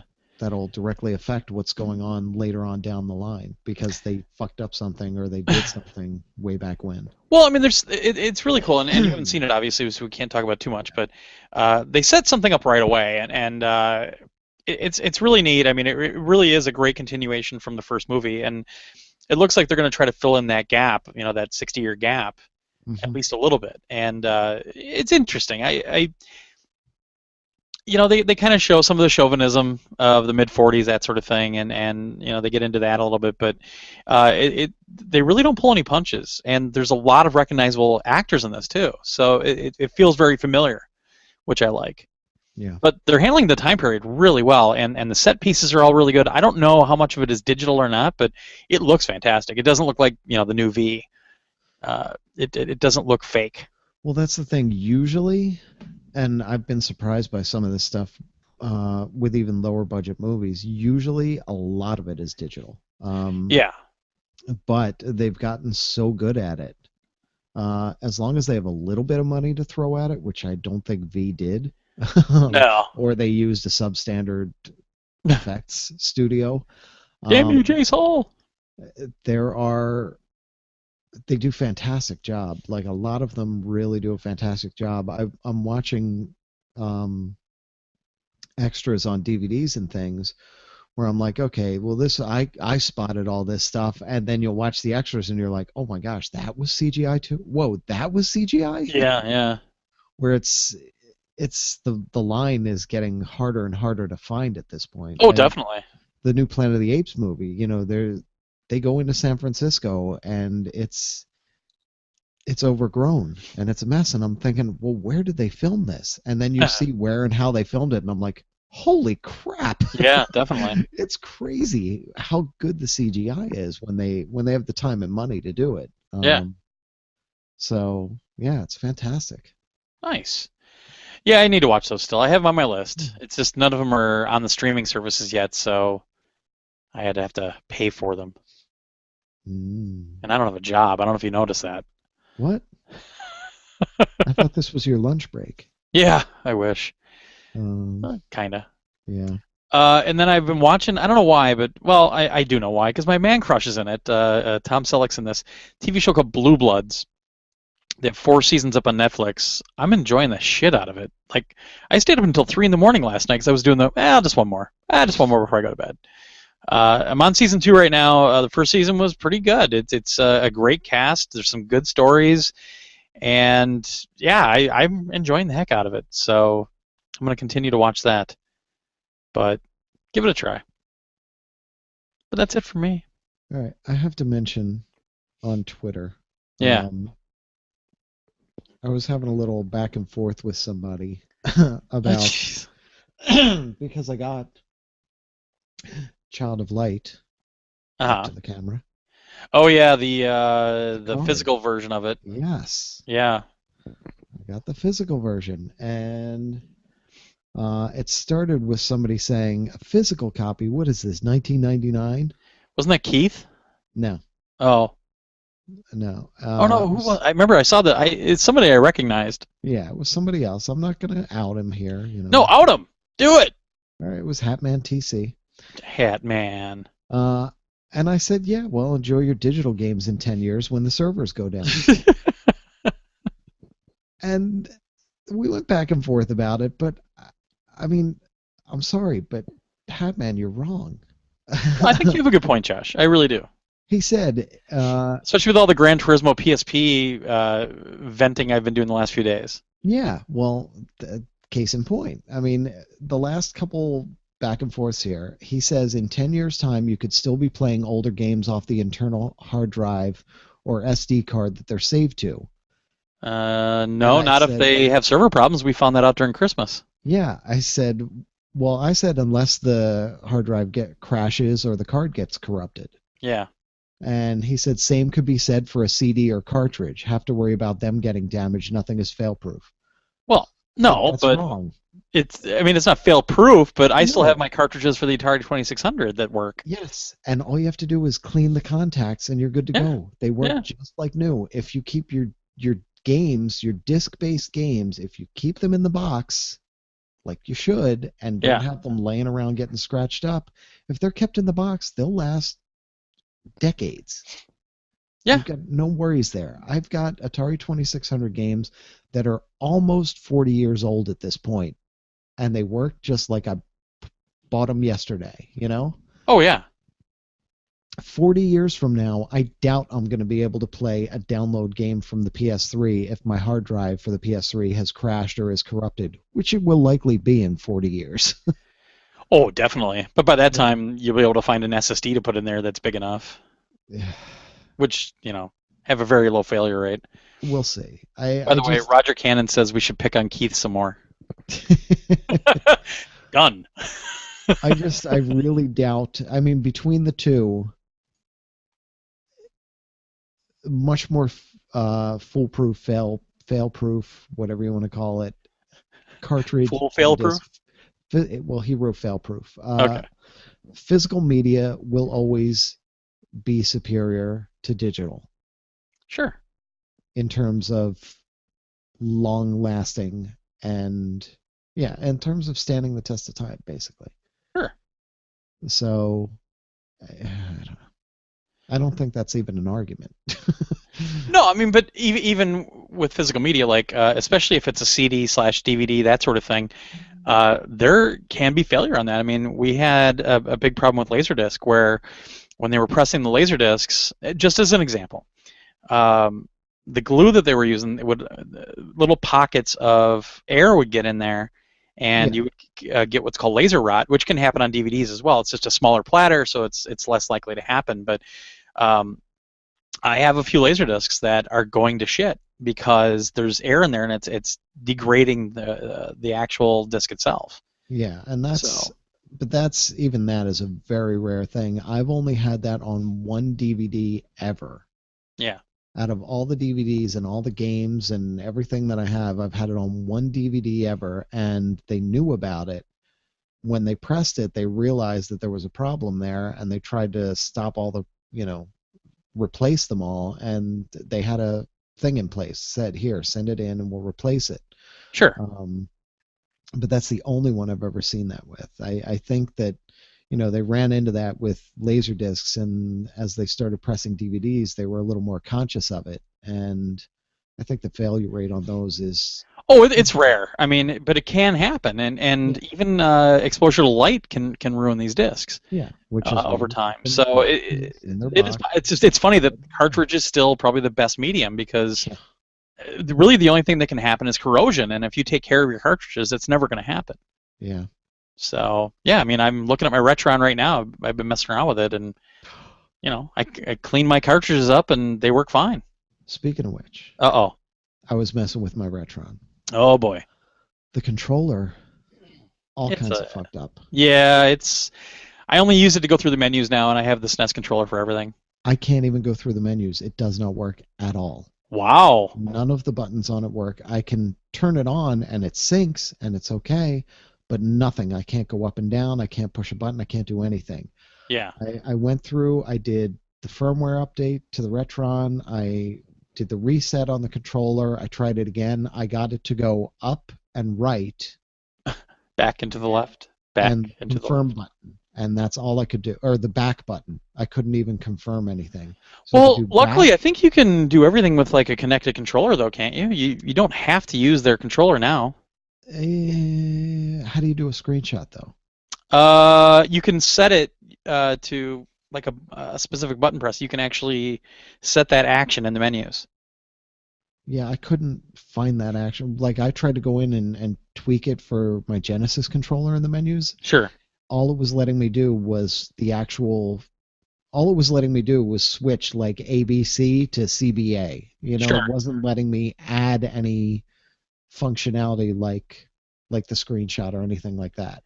I I couldn't think find they that in the don't do that on the menus. Genesis controller just because it has less buttons. This was my 6-button controller. Well, we have to be careful with the six-button controller because some older games actually won't even work with that controller in Oh, six-button I mode. know. I know. Yeah. I've got a 3-button controller as well. But Well, I'm no, but saying this yeah, was but my 6-button controller and it's got six and the two shoulder buttons and sure. options button. It's got a ton of buttons where you think you could remap one and I couldn't find it. So either way, I emailed Hyperkin Mm-hmm. and I told them the problem and they said, "Well, make sure it's fully charged." And I'm Oh, like, Jesus Jesus. Christ. Tweet So them on our account. then I had to find well, I emailed them from my PS Nation account, hoping that they would see Oh, that. that won't matter. Yeah, I know. Um, but either way, they said make sure it's fully charged. So I had to find the whatever the cord, Yeah. get it charged. I got it charged. I did the pin reset again just to make sure I did everything they asked, and they said if none of that works, just email us a digital copy of your receipt, and we can swap out the controller. Okay. So I don't know if they will. I mean, I emailed all that to them. I tried it all. It still doesn't work. I emailed that to them and said, okay, here, this is what it is. I'm hoping they'll still do it because mine was purchased at launch date like August or November or whatever it was, 2012. Yeah. And or 2013, whatever year it was. 2013. And it was from Amazon for like $74 because I got it. Oh, that's right. You got that pre-order that they. Yeah. Yeah. So I got to choose. So they're gonna look at how old it is, and then they're gonna look at the price, and they're gonna be like, "Fuck that guy." Yeah. Well, and but that's why you not need to do tweet anything them from about our it. account because Yeah. we have enough followers now that usually nudges these companies a little bit Yeah. for good reason. But Yeah. yeah, Well, you'll I'll have to keep us see. I'll see apprised of what they that one. say. Yeah. I'll see what they say. I just emailed them all that information yesterday, I think. Nice. So we'll see what they do if Well, they do anything about it. I'm probably gonna stream some Retron like later this week because today, well, I might have to move everything back a day now because I have to edit the podcast and all that. But today I was planning on streaming more Dying Light, and then tomorrow I was gonna stream a new build of Axiom Verge. But I think I'm gonna have to move them all back a day. So I'm thinking maybe Thursday or Friday I'm gonna stream a bunch of Retron because I haven't done very much of that yet, and I want to show everybody some cool, awesome old games. Heck Yeah. yeah, like do a SNES day or something. Yeah. Yeah. Well, that was the thing. I put in. What did I play? I put in Madden, one of the old Maddens. Oh God. like It had to be 95, I 93 or think. 94 because those are the only ones. No, I think it was 95 actually. Oh, okay. Because that was the only one I could reach without pulling all the boxes apart. Like I could open the side of the box just barely and reach in. I was like, which one is it? I was looking for NHL and I'm like, fuck, that's even down lower. I can't get to God. that. So I grabbed Madden out of there and it was 95. And I played that for a while. Uh, it got to me that I thought by 95, like they have all the licensing and everything, Yeah. but they still don't have the names in there. Like it still says RB number 6 and QB number 9 and Right. stuff like that. And I'm like, dude, really? Where are the names at this point? By 95?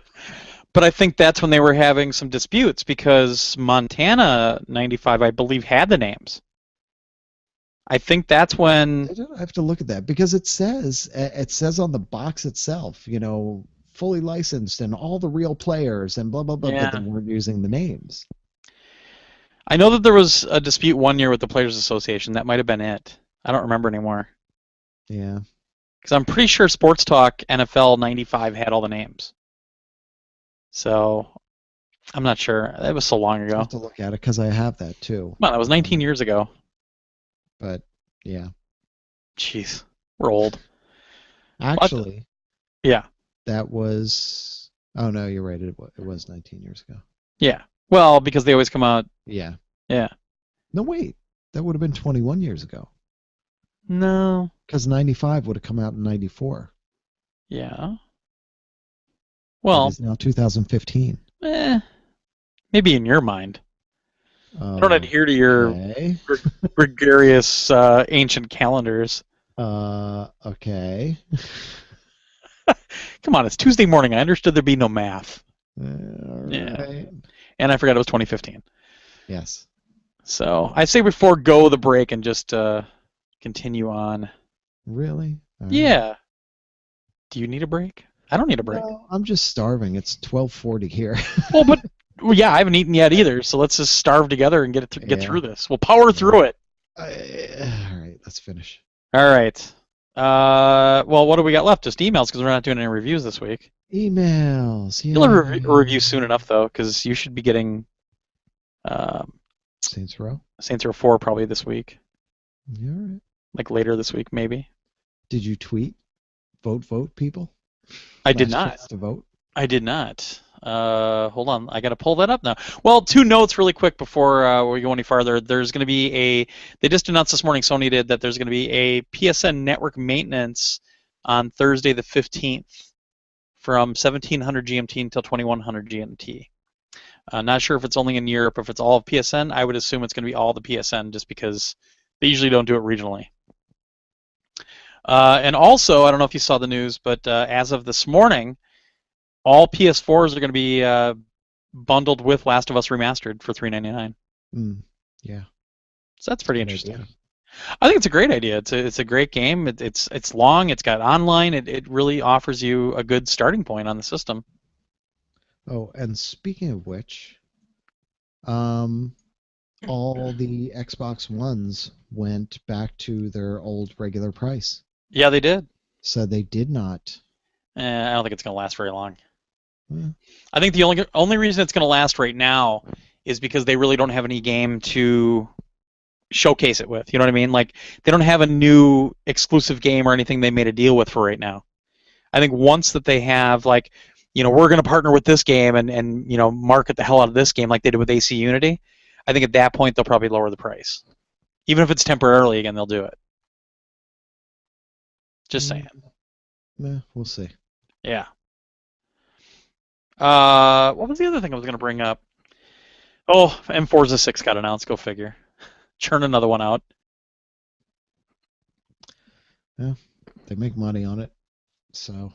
Oh yeah. Well, especially I wonder if it's going to be so DLC heavy as 5 is. And that's the biggest problem with that game is. Well, that's the thing. I wonder because they caught a lot of flack for that. I wonder if they'll pull back on it and try to. It depends on if people spent the money or not. Yeah. Well, good point. Yeah. If people bought all that, then no, they'll just keep doing it. Yeah. That's what we've learned with everything else. Uh, People buy it and pay the money, then they're going to keep doing it. And a lot of companies do that. Yeah, good point. Well, but when I think there was a Formula One car that they wanted to make rare, so the way they made it rare was to make it almost like $100 in real money. Yeah. So I wonder how many people actually bought that car. I wonder. Mhm. All right, there it is tweeted. What? Just how you wrote it. All right. Well, what are we at? Emails? Is that what we're doing? Yes. All right. Who does the first one? You do the first one. Damn you! Ha. This is from our friend John Montegudo. We met him out at round one this last year. I'm And sure I said his this, name wrong too. and this is the one, well, you'll see. This is the Okay. one that I alluded to with Treasure Park. Okay. And he already apologized. For how long this is? No, just for what he says at the end. He's like, "Oh my gosh, yeah, you were right." Because I told him, "Look, the Vita friends list is all screwed up No. with Treasure Park," and he's like, "Okay, then disregard what I said in the email." You'll know when you get there. If you said disregard it, why am I reading it? You're just trying to put me through this, aren't you? No, no, no. You'll know when you get there. It's something very All right. specific. All right. It says, "Hey guys, longtime listener. My fiance and I met you at round one last time. You were there and had a blast. I still can't get over that Asian guy doing the dance game. Shit. Oh, Dan. Oh yeah. That video I have of that guy, Shit. it was insane. Anyway, I have a request. In my neighborhood, we have fiber optic cables for AT&T Uverse, and we pay for the highest of their speeds, but still, my Wi-Fi can be spotty at times on my PS4. All my other devices work well. Sometimes, or someone on the Facebook group was talking about how to set up your Wi-Fi on the PS4 and set IP address. Wait, I responded to all this on Facebook. Did you? Yeah, I guess this makes you NAT type makes your NAT type a solid 1. Oh God, we're gonna go through this again. Mhm. I'm savvy enough to open up my Mac Airport. Oh, there's your problem right there. Mac Airport Extremes are terrible with game consoles. And see what my subnet mask and DNS servers are, but I'm afraid of messing with the settings on my PS4. Also, God, we're going to get Tech Corner again. Also, that Well, thread is lost in the deluge of Facebook posts, and I had a tough time following his examples. there you go. All right. So speaking of that, you and I talked briefly over the weekend Yeah. because I was having problems with the FTP. But I've been working on the site, and Yeah. I have the forums almost ready. Nice. They're I could switch them on right now, but I need to tweak the colors a bit, and the calendar is wonky. I don't really. There's a calendar add-in, and it's Yeah. just kind of there. You can't do anything with it. And Well, I think I found some other examples. We could always kind of take a look at those and see if there's a better one. but there has to be a better one out there, because this one they say, oh well, you use it by putting these add-ins in there, and I'm like, well wait, but this was an add-in. Yeah. So why is this a non-functional add-in? What the fuck? Yeah. And I tried doing what they said, and I tried setting something up, and I can't seem to get it to work right. So I was messing with that as I left it, but that's where it stands. I mean, Okay. beyond that, the forums are kind of ready to go. We need to tweak the Oh, categories and menus and stuff a little bit, but it's kind of ready to go. nice. That's So awesome. very soon, very soon. All right, cool. Now I have to remember where I was. Okay. I had a tough time following his examples. If you put up a YouTube video of how to do it, a la Glenn's awesome how to swap an HD video, I will be eternally grateful and will start a PayPal monthly donation. Oh, That's a tough video, though. I mean, there's a lot of stuff there. But I'll go through this in a little bit. Okay. Also, if you guys really want to do this full time, why not go to the same people who donate to you for Extra Life? Because we're not a charity and we'd rather the money go to kids. And say, we'd love to do this full time, but have families to support. Is there anything you can donate for us to raffle off to people with standing? Oh, I see what he's saying.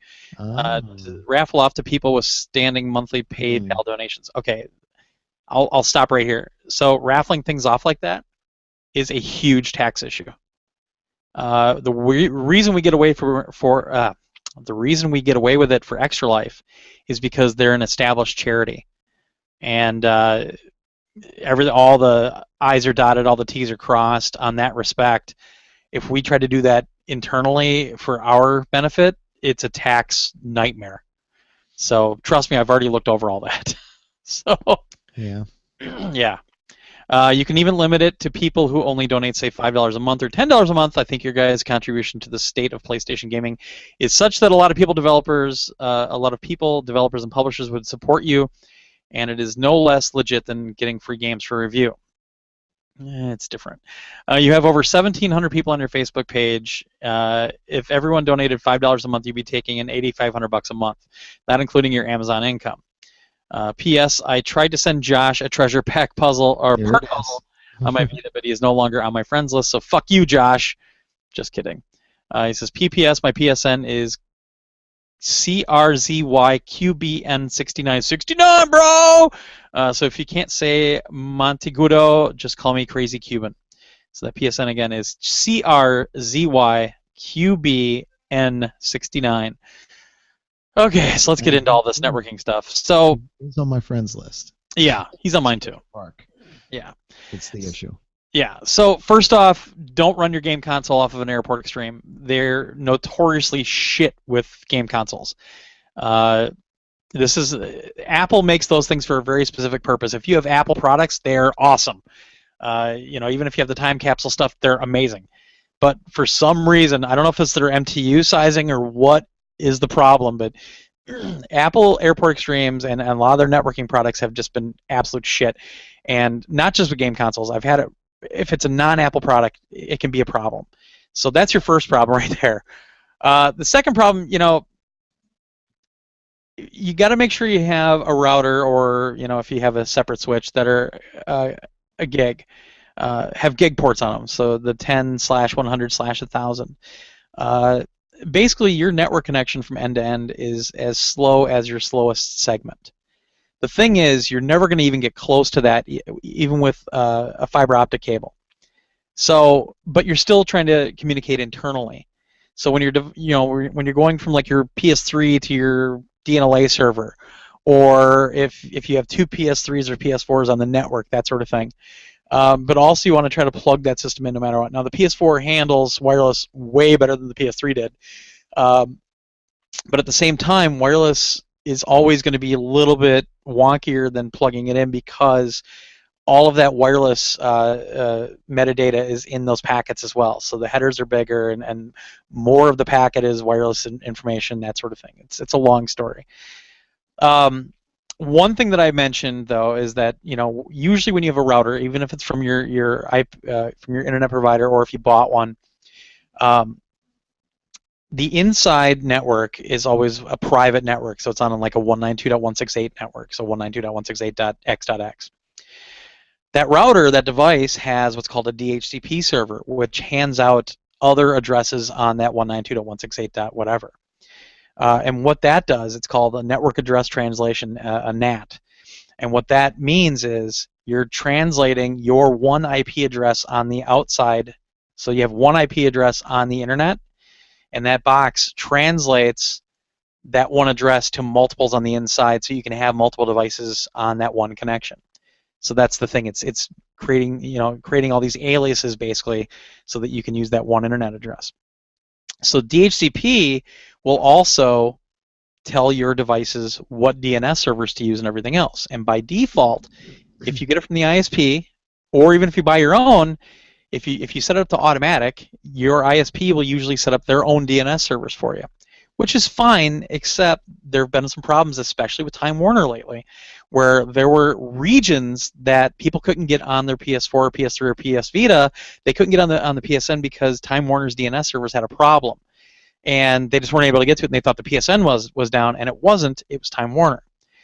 So what I always suggest is to go into that device if you can, and change the DNS servers to use Google's servers, because Google servers have a ton of redundancy. They update faster than the stuff at the ISP, and they're just faster in general.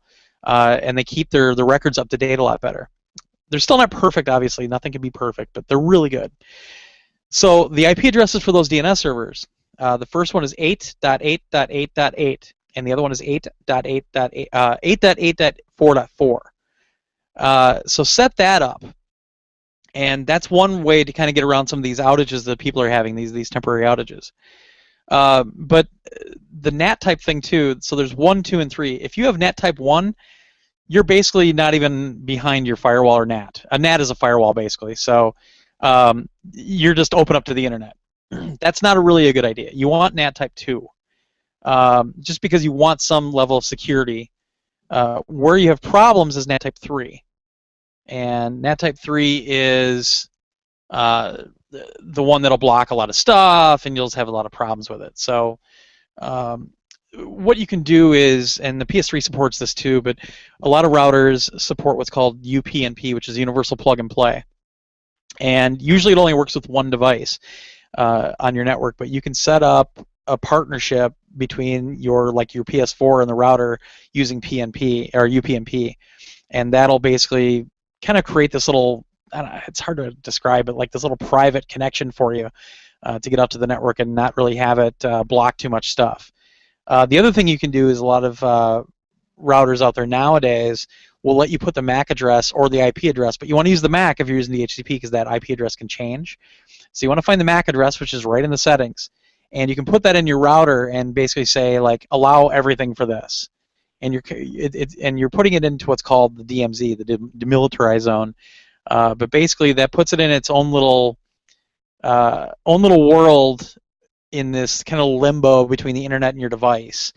And you can usually do multiple devices in that depending on the router. So, but the problem is like doing one of these videos, it'd be really tough because there's so many variables out there, especially in the router that people have. If you got one from your ISP, a lot of times those ISPs won't even let you access those things. The ISP that I had at my old apartment in Madison this last year, I couldn't access that thing at all. So you either need to buy your own and work with your ISP to make sure that the box they gave you is only set up as a modem and is not doing anything else, so that you can use your own router, or you kind of have to try to work with them to get some changes made. But that your success will vary greatly depending on your ISP. So it's a lot of stuff, and that's the problem. It sucks for people that really don't have a technical background and don't really understand what to even ask for from these ISPs. So, but I actually own my own modem and I own my own router, which is really funny because when I moved back here and I got my internet hooked up, Charter is trying to make everybody use their modems now, and they don't charge you for them anymore. So he brought the modem, and he couldn't get it working. And I said, well, I have this one sitting here. Why don't we just use this? I have a Motorola Surfboard. And he goes, all right. So we plugged it in, boom, came right up, and I'm getting my full speeds. And that was the problem with Charter, especially back then, was the modem they gave you, you would never get your full speed. They were so junky that it just wouldn't work. So that's why I bought my own modem. So I don't know. I know I went way off track, but Yeah.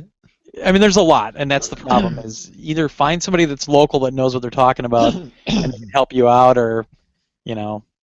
But it just varies so greatly because of the differences in hardware. Like I have a pretty expensive router and everything because I do a lot more here. So, is that everything? Did I answer all the questions? No, I didn't. I think so. Yeah, and the whole thing about raising money, I mean, that's why we're doing the video today is testing out this Hangouts thing, because we're kind of thinking maybe we do this as one of the cool things for people to back us on, like if we do a Patreon or whatever. Which I still don't understand. People wanting to do Patreon over us having the PayPal. I think PayPal actually takes less of a cut than Patreon does. So I don't know. Patreon, the only thing I can see is that I think there's some tools built in for doing, like the bonuses or whatever you call it for backers. Yeah. Yeah. So we're working on it. We're looking at options. All right, I'm done.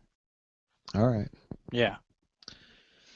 Okay. So Next email. next email from Kevin Leclerc. Sounds like a Canadian. Says, hi, Glenn and Josh. Have a few questions. 1.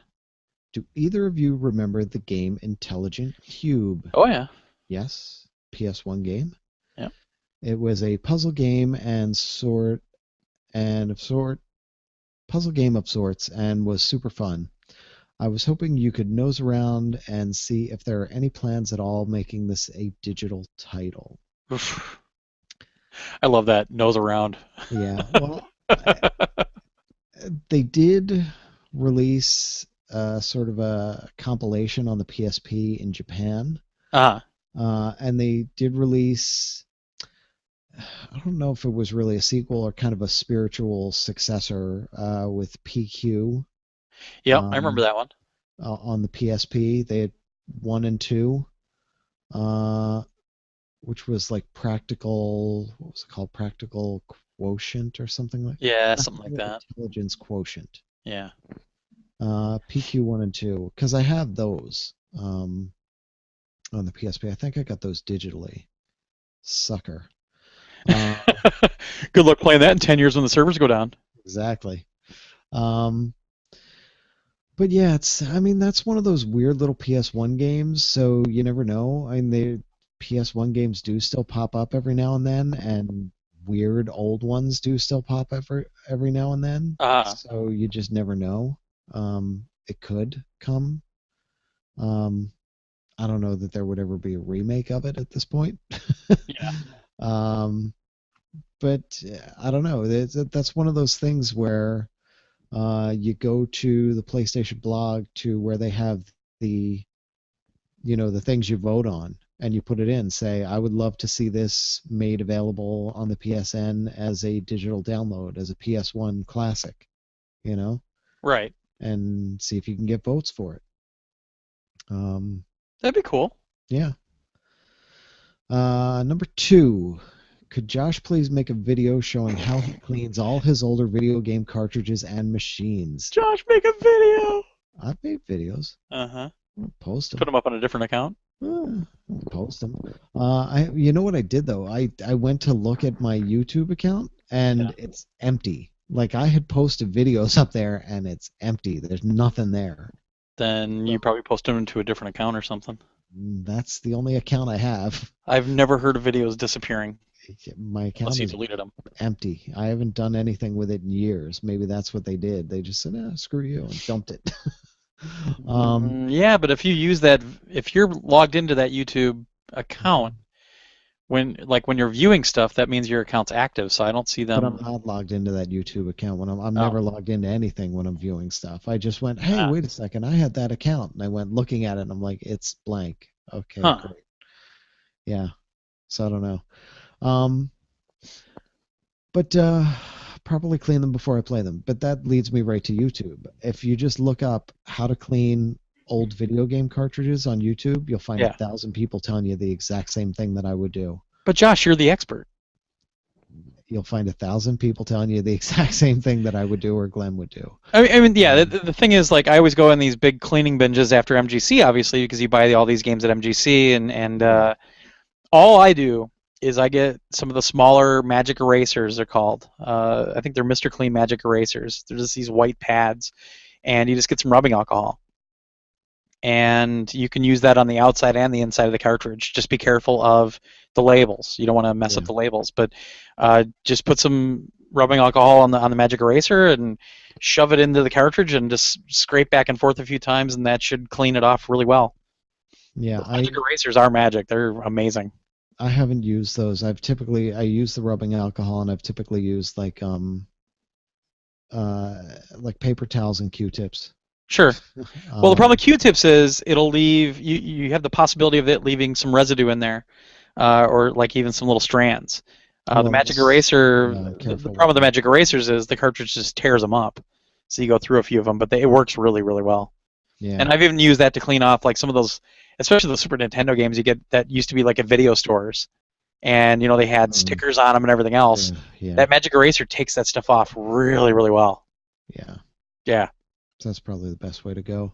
But yeah, if you clean those out, clean every single one of them, or clean every single one that's going into your machine.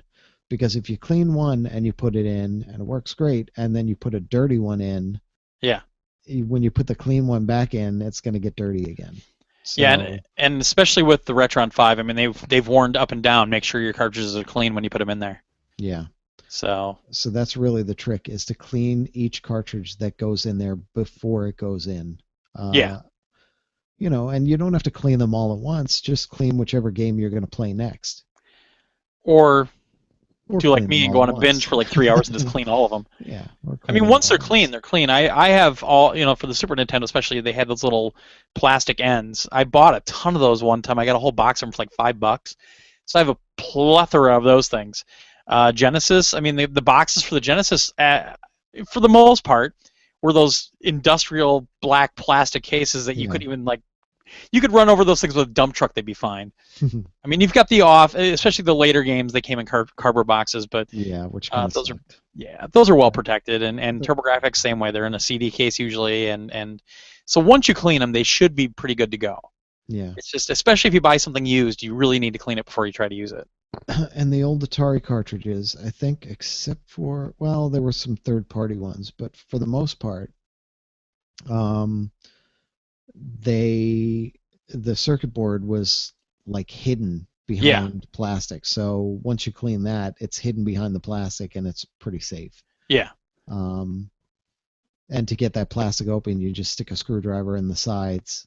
There's two little tab slots on the sides, and you yeah. put one in there because that's all it is. It hits those points in the cartridge slot and pops that thing open It was to pretty get to the ingenious. board. It was actually.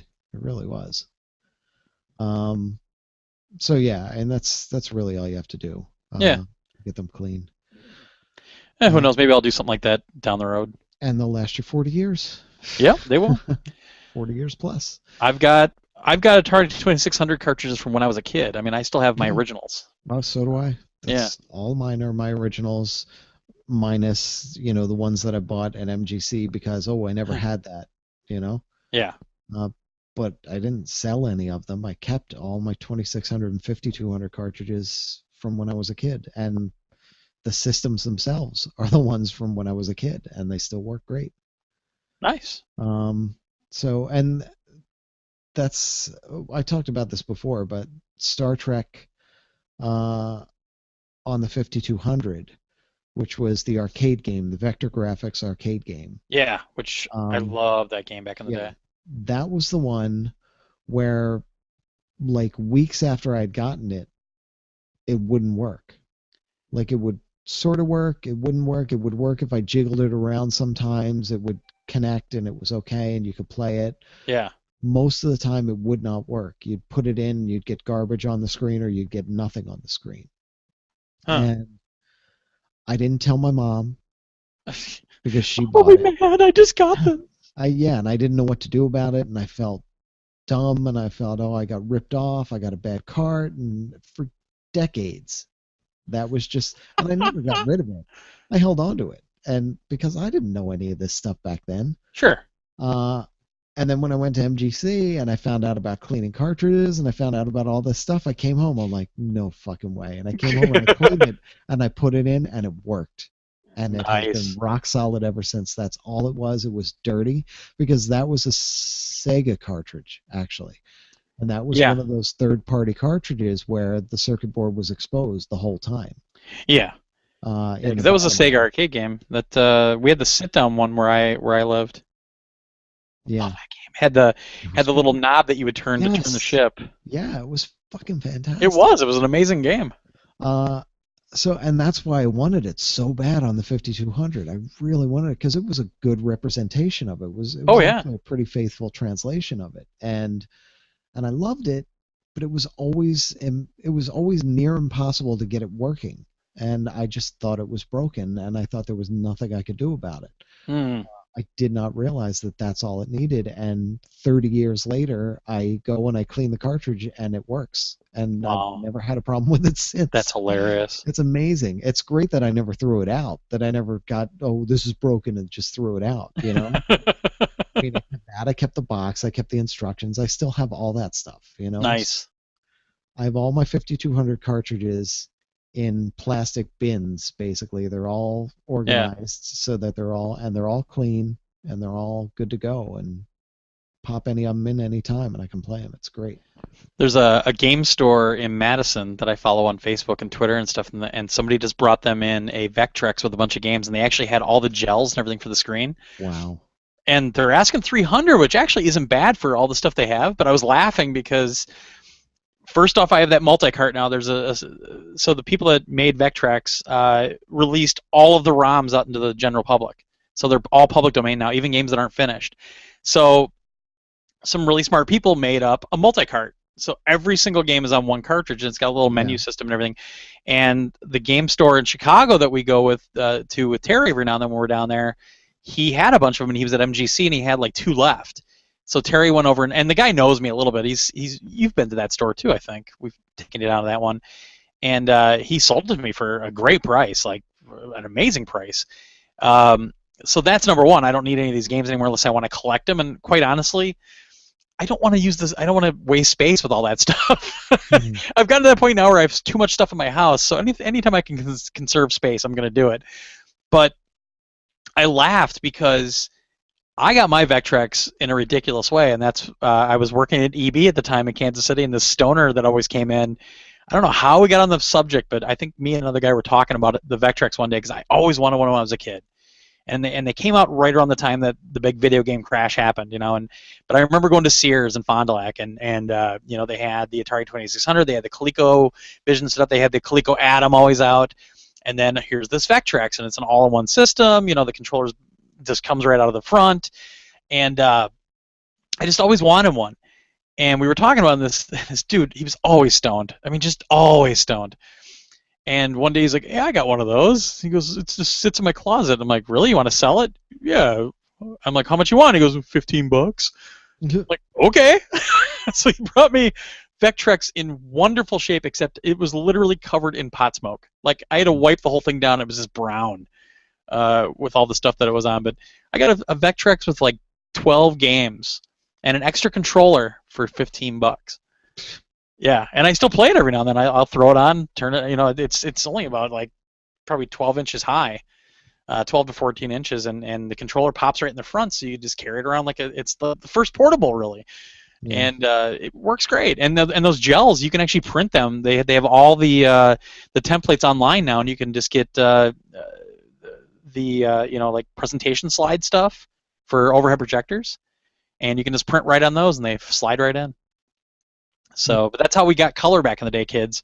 It was all black and white, and then you put these color overlays on it. That's how Space Invaders worked and everything. But yeah, it's Yeah.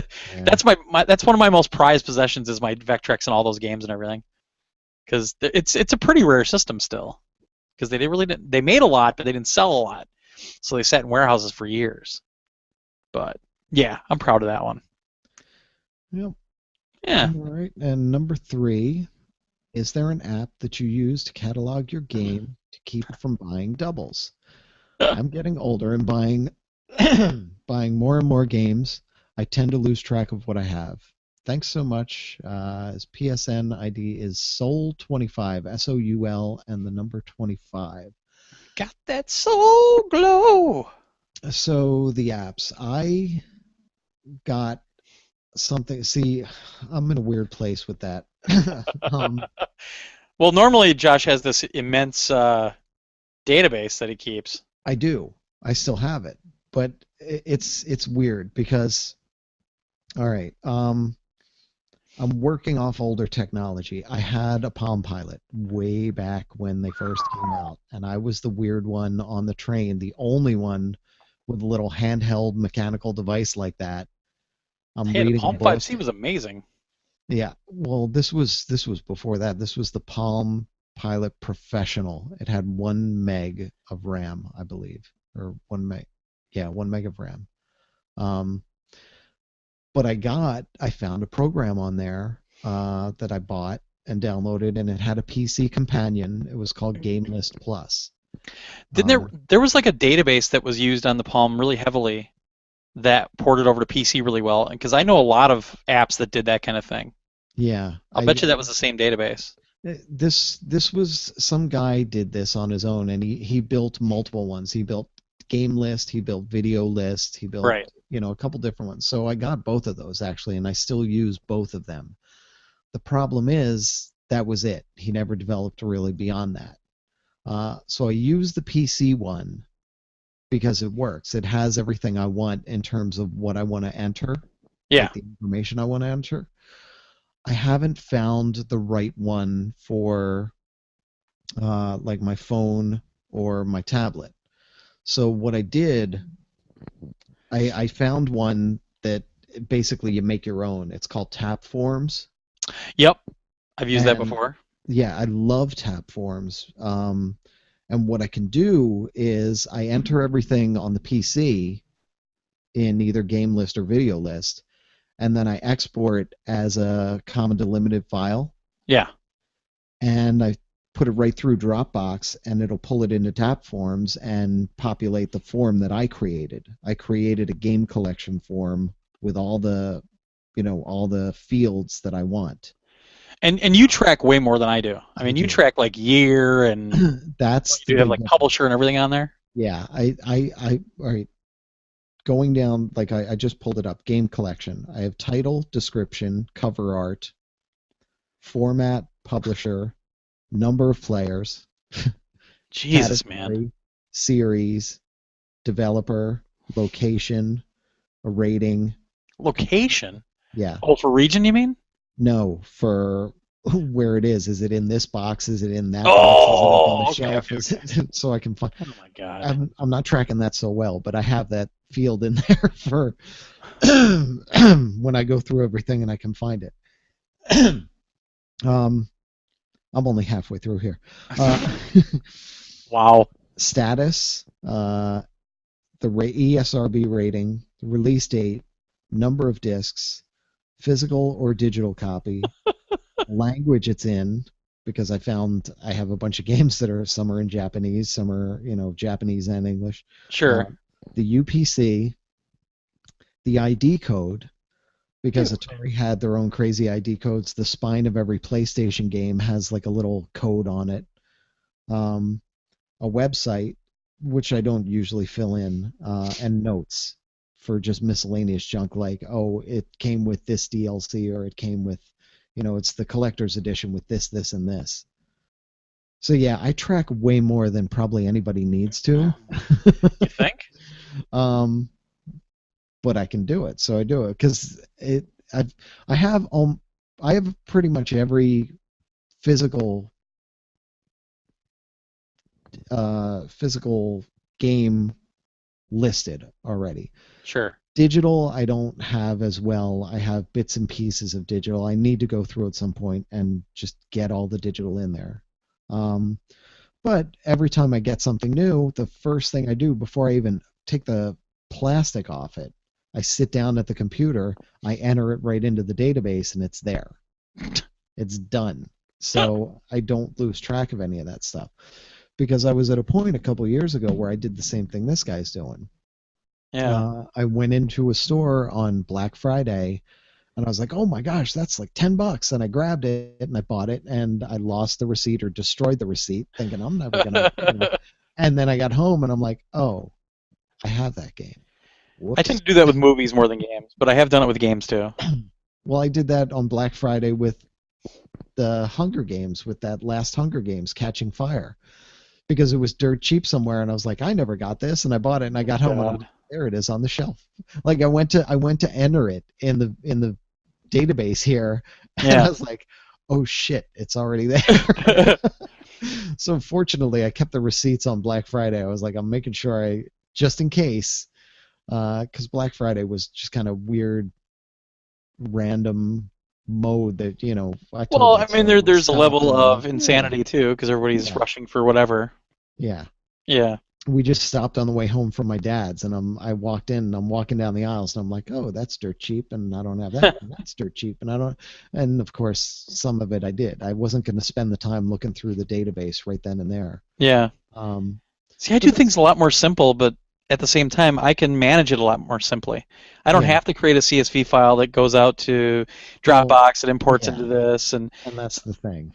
I just have a spreadsheet on Google Docs, and I have different tabs for each system.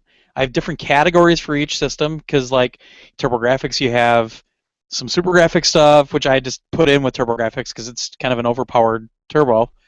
I've got if it's CD, if it's Japanese, if it's European, if it's US. Um, but the great thing is, I can access this on my phone, on my PC, on my Mac, on my tablet. It just works. and I can go to it very quickly when I'm at a used game store, and I have it all alphabetically. I can search it, anything, and I can say, "Oh, here it is." And actually, I have a tab with games I want, like that I'm really looking for, and I even go out and research like how much should I probably pay for this, and Yeah. I've got a kind of a baseline price. Like I'll know if somebody's overcharging for it. Well, But that's one of my things in tap forms is, games that I want and what price they should be. yeah, The only problem I find with like a spreadsheet like that, and this is just for me, it doesn't have what I want in there, and putting all that information in there would make it this big, unwieldy, crazy spreadsheet.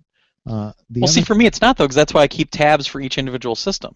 Yeah, I know, but for each individual system, you've seen how much information I track, and if I Well, put that's yeah. a I mean, that's the spreadsheet thing. that big, it's crazy. I just don't need to know all that stuff. I can I go to the know, game and but look at it and see what year it came out. you don't need that, but it's what I want. That's what I'm Sure. saying for me. The other thing I've found, I've been in places like on Black Friday where I can't get to the internet at all. Well, that's Just the cool thing about this though is that you can pull it weird. down. You can pull the file down, and it's local on your device. So I always do that when I'm going shopping. That's a I'll good get on idea my phone and pull it down. if you remember to do that. Well, actually, no. You can set the file to automatically sync every time. So Okay, well whenever there's that's a good. change made on either end, it'll sync and it'll be local on the device. Then that's a simple solution.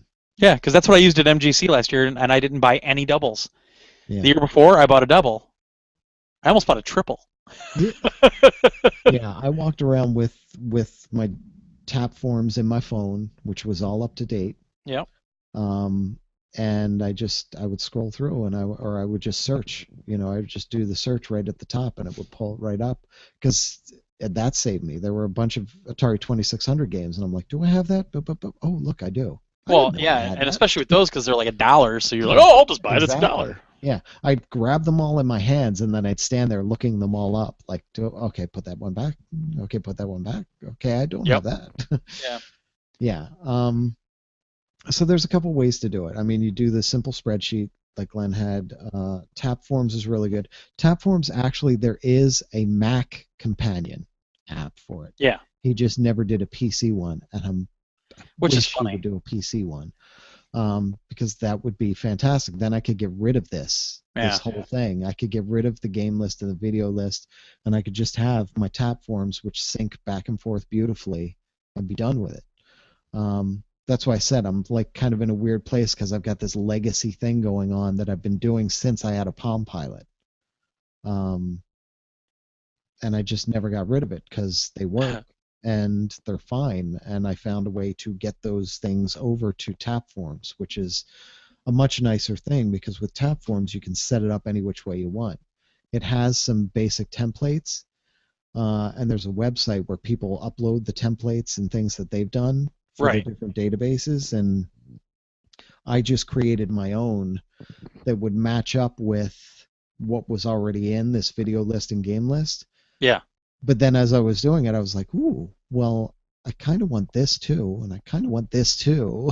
So I put all these other fields in, and I mean, I like having all that information because then, like when we're talking, and you're like, "When did that game come out?" and I just go right to the database, and boom, it's right there. Even though it'd probably be easier to go to Google. Maybe, but I have these up in front of me all the time, so Yeah. I can just pull the game right up, and if I own that game, I can pull it right up, and I know, Yeah. you know. No, it's fine. It's to each their own, really. I Yeah, just don't really care about a lot of that info. yeah. It just And I know depends where on my stuff what you is need. because I have my office is the master bedroom in the house because it's humongous. It's bigger than my living room almost. And there's a walk-in closet, and that's where I keep most of my games. So I know here's the TurboGrafx section, here's the Sega shelf, here's the Super Nintendo games, here's the Neo Geo games. So I know where everything is already, and I know which ones are in storage because like my old Atari 2600, 5200, the Odyssey 2 stuff, all that old stuff is in bins in the second bedroom where I do like video shoots and stuff. That's what I'm setting up. So that whole closet's full of older stuff and game system boxes and everything else. So I know where my games are. I used to know where my games were, but then I got to the point where they had to go into boxes and they had to go up in the attic. Yeah. And once that started happening, I was running out of, I was like, I need to keep track of this. And I was taking pictures of everything as I was putting it into the box, and then I'd label the box. Uh, I didn't get all that information into this database. It's all there. The pictures exist. The information exists. It's just not all in the right place. Right. So when I go to look for games, if I go to look for an older game, like I put all the EA Sports stuff, all of it in one box. For whatever reason, that was my kick. I was like, well, that's the way to do it. Sega Genesis, all the way through to PS4, anything that I'm older, not playing, put it away, storage, there's an EA Sports box, and Yeah. everything is in there, and it's insane. Um, and then the other stuff, I was trying to do just a PS2 box, but I was like, this box is so big, I just need to start putting other stuff in here, and every box just became a mishmash of stuff. I have a box, like two boxes of sealed games, just stuff that I'm not opening ever, for whatever reason.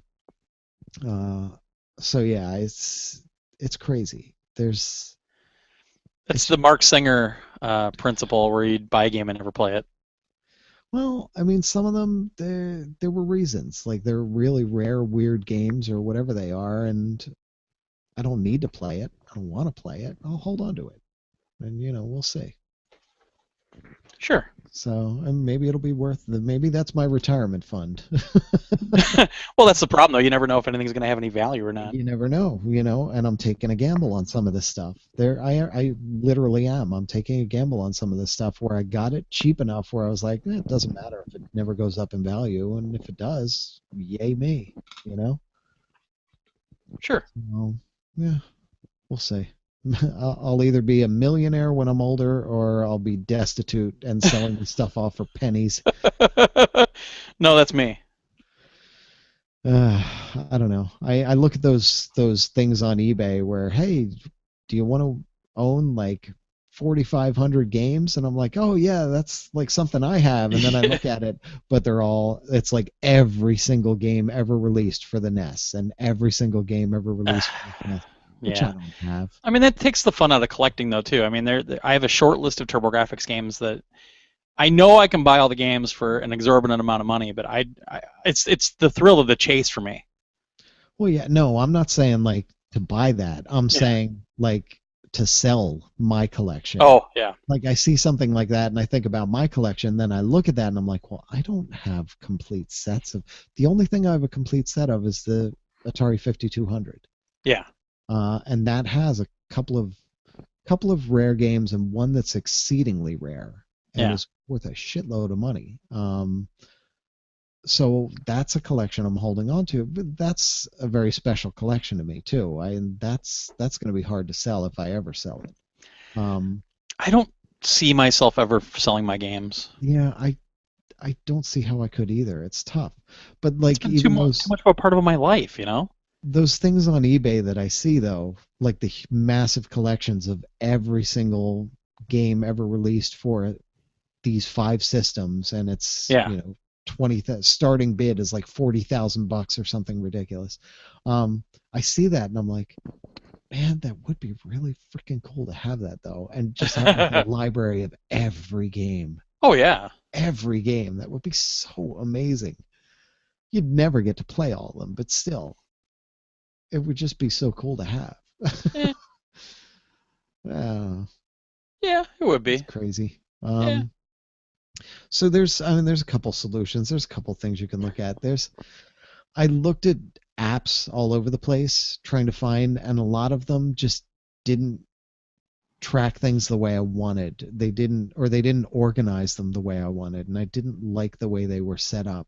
Um, Tap forms, I don't remember if I spent any money on it or whether it was free. Yeah. If I spent any money on it, it was probably not that expensive. Um, he has upgraded it a lot over the last couple of years. But I like it because you can use it for anything. You just create a new form, and in that, you can create anything basically. Um, so I mean, the ones that I use the most, I have one for comics, I have one for the games. Well, One. I have one for movies. It's called My Movies Pro. That's really good because it syncs between a desktop one and a mobile device too. Yeah, I tried that, and that was one I had a problem with. Like, I love some of the stuff it does, but I hate some of the other stuff it does, and I just couldn't get around it. And It worked great for me because you can actually use the like your phone's camera to scan the UPC, and yeah, it'll bring in all the data, and then it goes out to a desktop version as well. yeah. I used to use one for Laserdisc. I still have it, but I haven't really done anything with it for a long time. Called the LDDB, the Laserdisc database, and I have a lifetime subscription to it. It cost me like $30, but their interface is just so wonky. Well, all this stuff I did in tap forms. I have the SingStar song list to track everything. Well, you need that though because Which, you bought pretty much every song imaginable. like, take a guess. How many do you think I have? Oh God. This counts everything on the discs too. That was probably Whoa. that was why I did it, because I needed to know, because they put stuff on the store that's already on the disc, and I would find myself buying something on the store and being like, fuck, that's on one of the discs I Well, own. what is it like 30 songs on each disc? Yeah. And how many? Man, that's all the PS2 ones too. I mean, that's. Yeah. I'll say you have over 500. No. Really? 468. I was close. Yeah. Although the Price is Right, I'd lose. 468 though. Yeah. Wow. 468 I mean, songs. I went out and did that too. I went out and bought all the PS2 ones. I remember that's when I was working in Stevens Point, and Hmm. I found a used game store. They had them all for like $3 a pop, Yeah. and I just went to town. Because you could pull them right into the PS3 version, which was great. Yeah, not the PS4 one though. Nope. No. So I have one for that, one for the video collection, and then I have like an MGC section, because you can break these off into sections. And in that section, I have four Jesus. different databases, which are uh, Dreamcast games where I don't have the manual. So if I can find the manual laying around at Oh MGC, I'll buy it. God. Genesis games where I'm missing either the box or the manual. So I And can I track that too. I have a column for box, for manual, see. for region, but it's just a checkbox. Yep, and PS2 games with no manual. So I Sure. need to find the manual on that. And then just a list of wanted retro games, which is all the games that I want and general price that they should be. Yep. Yeah, I keep a list for that for MGC. I always, about a month before MGC, I'll go in and update all that stuff with pricing and if Yeah. there's anything new I'm looking for. But that's the cool thing that's what I like about tap forms. It's like a really clean interface. It's really nice, and you can create you can create whatever you want in there. Sure. Um, and you can sync it between your phone and your tablet, and you can keep, I have it on my phone, so I can always have it with me, and I just glance through and everything's there for me. It's nice. Yeah. Yeah. Um, Yeah. I mean, it took me a little while to put these spreadsheets together, but since I've done that, I mean, it's been so great because yeah, if I'm traveling even, I'll find a used game store and I know exactly what I have in my library and what to look for, and I can look at a game and say, oh, do I have this or not? And I can just pull it up on the list and boom, I know right away.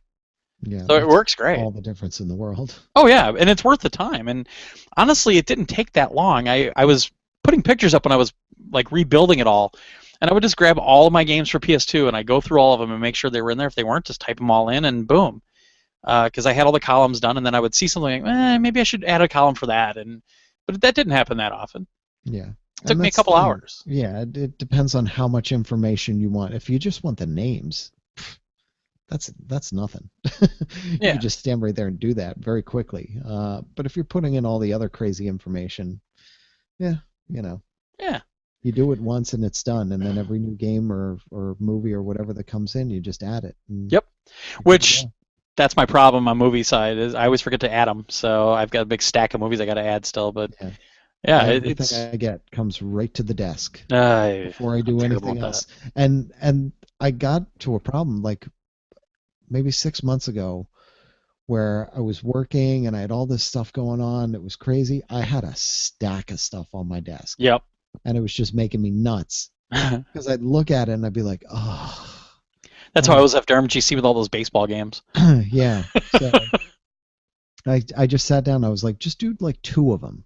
Just sit and do two of them and then walk away, and Yeah. then you'll knock through them. And I try to do them immediately as I get them so that I don't have to worry about that. And I don't have anything backing up. I do it and I put it on the shelf and it's good to go and I'm done. So Nice. I just keep on top of it. Yeah. That's the hard thing. Well, that's the big thing, yeah. And every now and then what I'll do is I'll just go in and hunker down and make sure it's all up to date. Yeah. All right. I think we've talked about that enough. Yep. Number 3, finally. Number 3, this is from Charles Olmsted. And he says, Glenn and Josh, I recently received a SteelSeries H headset. Lucky you. Yeah. I noticed the right ear cup's faceplate can be removed to reveal a mini USB port. And Wait, for again, the hang video. on. Let me unscrew this here. No, I got it right here. It's on my head. Oh, are you wearing your H ones? Yes. Oh yeah. Well, here you go. Oh wait, I'm not on me. Hold on. I'm not gonna take it So off. there we go. It's right there. Little USB port right there. So, all right, let me go back to the email. Okay. I've looked through the paperwork that came with the headset, and I can not find what this is for. Is this just another way to charge a battery, or is this for updates to the headset itself? Thanks for the long-winded podcast. I think that's happening today. Come on, 3+ hours. Kind regards, Charles Olmsted. I have no idea what it's for. I could ask. Yeah. Does it say anything? No, it doesn't say anything either. Yeah, I don't know. I don't know if it's for charging or if it's for like a firmware update. Maybe that's what I'm thinking is firmware update. That's a darn good question. And the thing is, I've seen this before. I just never really thought about it. Yeah, I don't know. I will email somebody today and try to find out. I'll bet you it's for firmware. That's what I'm I thinking. would guess that. If they ever did a firmware update. Very smart engineers that built these H series. It's a bunch of engineers from Motorola built these, designed them. I love them. My God, I love those headphones. And Amazon, I don't know, I was going through our Amazon stuff from the Christmas season, and somebody found a pair for $200. So I don't know if it must have been a one-day thing because when I clicked on that link, it was at 300 again. So somebody got really lucky. Wow. Yeah, because they're fantastic. So, all right, are we done? I think we're done. We're done. So thanks to those folks that sat on this video and helped us test. It looks like we have a few things to look into. I guess the chat is on one thing, and it's not really chat. It's you post something, and then it's coming up in YouTube and all that stuff. So we got to work on that, but obviously we'll do some more tests to try to work this out. And yeah, hopefully maybe this is something we can do. It'll be great for doing our next live show because already I think this is better than what we did for 400. So yeah, it's pretty cool, and thanks everybody for joining us on this. Hopefully everything was good, and please email us with feedback, podcast@psnation.com, or if you want to email us about anything else, you can do that, podcast@psnation.com. If you want to contact us, you can also go over to the website at psnation.com, look on that left side, and there's that Contact Us section with all the information, including Josh and I's PSN names. If you want to add us on the PSN, please tell us that you're from PS Nation and not just some random. You can hit the Contact Us button. You can call our voicemail, all kinds of cool stuff. Or you can call the voicemail at 408-657-VITA. That's 408-657-8482. Or if you have Skype, you can call WDT-Torgo. Don't forget to check us out on Facebook, on the page and the group. Just do a search for PS Nation. Both of those should come up. So like the page and join the group. Hopefully we don't need that group too much longer if Josh can get the forums going. I'm so excited. Nice. That's awesome. You can look for us on the Stitchers if you like to stream your podcast. You can go over to Stitcher.com either through the website or through the app for your mobile device and look for us in the video game section. We are always there. You can follow us on Twitter. You can follow Josh directly at PJFJosh, or you can follow the main account for PS Nation, which is at PS Nation. Don't forget our podcast network over at VGEVO.com. Don't forget our website at PSNation.com, including all of our cool new store affiliate links, including Best Buy and Barnes & Noble and the Microsoft Store, and of course our Amazon links, which a lot of people use, and we thank you for using all those links and stuff and junk. So anything else, Josh? There is no delay here on the video. No, it's actually pretty good.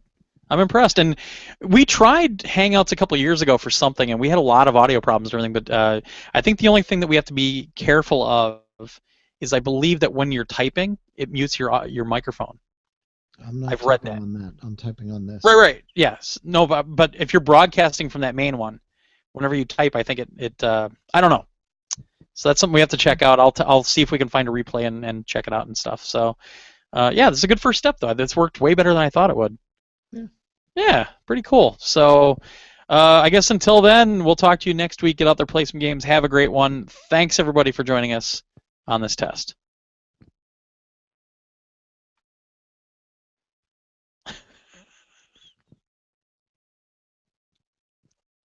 Bye. So Dick. you can see it happen. Yep. Dick.